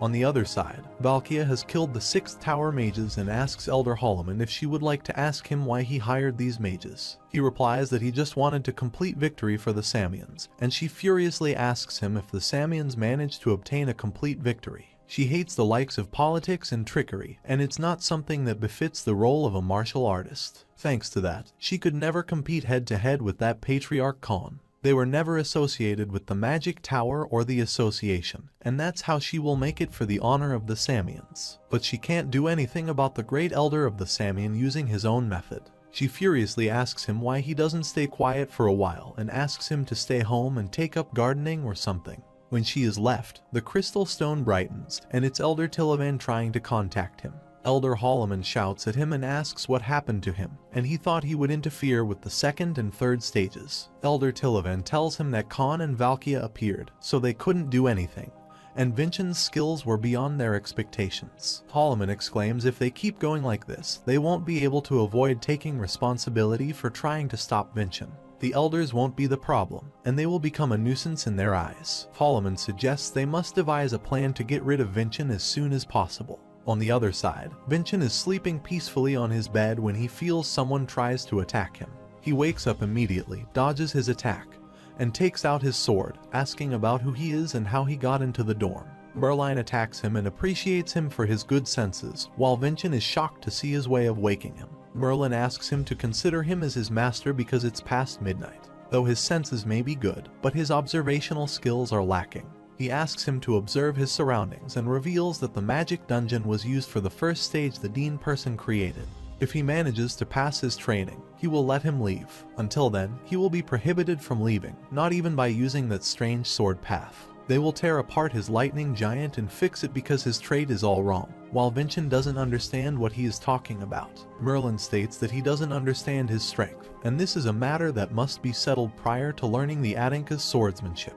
He shows him a special pendant that was created using magic, and it will be destroyed when somebody else's lightning energy touches it. Merlin asks him to destroy the pendant, otherwise he will not teach him Aninca's swordsmanship. Vincent determines that he must grow quickly and must become a true Aninca to face the truth. He will destroy that pendant no matter what and learn the Aninca's swordsmanship. He uses multiple techniques and traits to destroy the pendant, and when he succeeds, Merlin asks him to take a good look and reveals that this is the true form of Lightning Giant. Julian also appears there and exclaims this form looks completely different from what they saw earlier. The Lightning Giant bestows upon him, and he thinks this blue lightning is completely different from his and Malone's lightning. Merlin apologizes to him, saying he is not somebody who is the best fit to be a master and doesn't have the confidence to provide him with great explanations or manage him systematically. Therefore, he has decided to teach him using his best methods. Until Vincent learns about the true Lightning Giant, his lightning will race against him.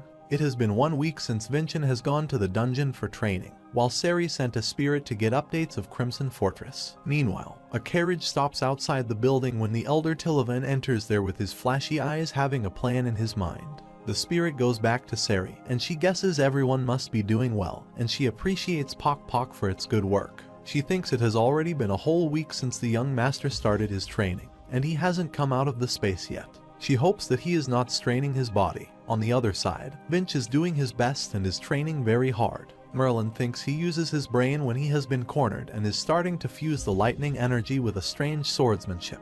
However, he has got a long way to go, and Vincent tries to attack him with his microcurrent boost technique and tries to break the pendant. But as soon as he hits it, a defensive barrier appears and blocks his attack. The pendant's range is too wide, and its force is not as powerful as his golden lightning. But it has such an incredible range and pressure. Merlin exclaims it will not end with just his admiration, and pendants slip from his hand in order to avoid Merlin's attack. Vincent thinks he just has to get a hold of that pendant, but Merlin's is so fast and swiftly slips away from his hand.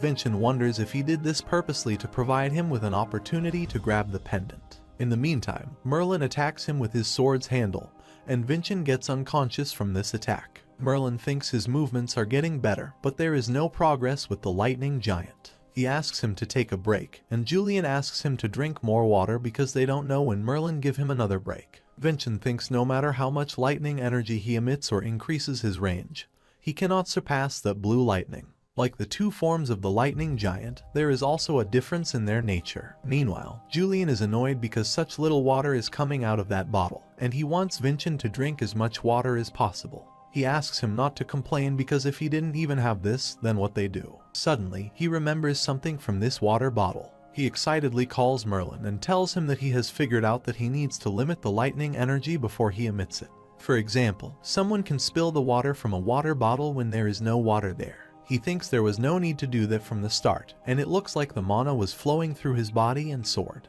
He uses the same technique and releases the blue lightning energy, and Merlin is happy to see that he has finally done it. He exclaims the lesson isn't over yet, which still doesn't change the fact that he must destroy this. Now, he will try to destroy the pendant, and for this, he attacks Merlin, but he blocks his attack with his sword. Vincent uses a movement, and Merlin is surprised because this doesn't belong to Atticus. Vincent uses the trait of greatsword splitting slash, but he approaches him, saying Risla and he has been friends for years, so they know each other's attacks very well. Vincent is shocked to see that he broke the greatsword attack was broken, and he observes the scar on Merlin's face, which seems deep and old. He thinks that an opponent overpowered him without any chance of being healed, and he can see the pain, defeat, and humiliation in his eyes. However, he approaches him in no time, and grabs the pendant from his neck, and splits it into many parts by hitting it with the sword. Merlin wonders if he targeted the side with the scar, and it was quite a tough task for a 14-year-old.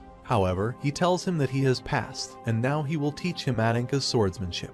But he will be more agonizing than this, and they both look forward to it. A few days later, Saizen and Salbara appreciate him for fighting in the enclosed space for a week when Seri rushes him excitedly. He asks her about the matter, and she shows him a newspaper, saying it was delivered to him. This is a mission objective for a rank 9 cadet, and it was addressed directly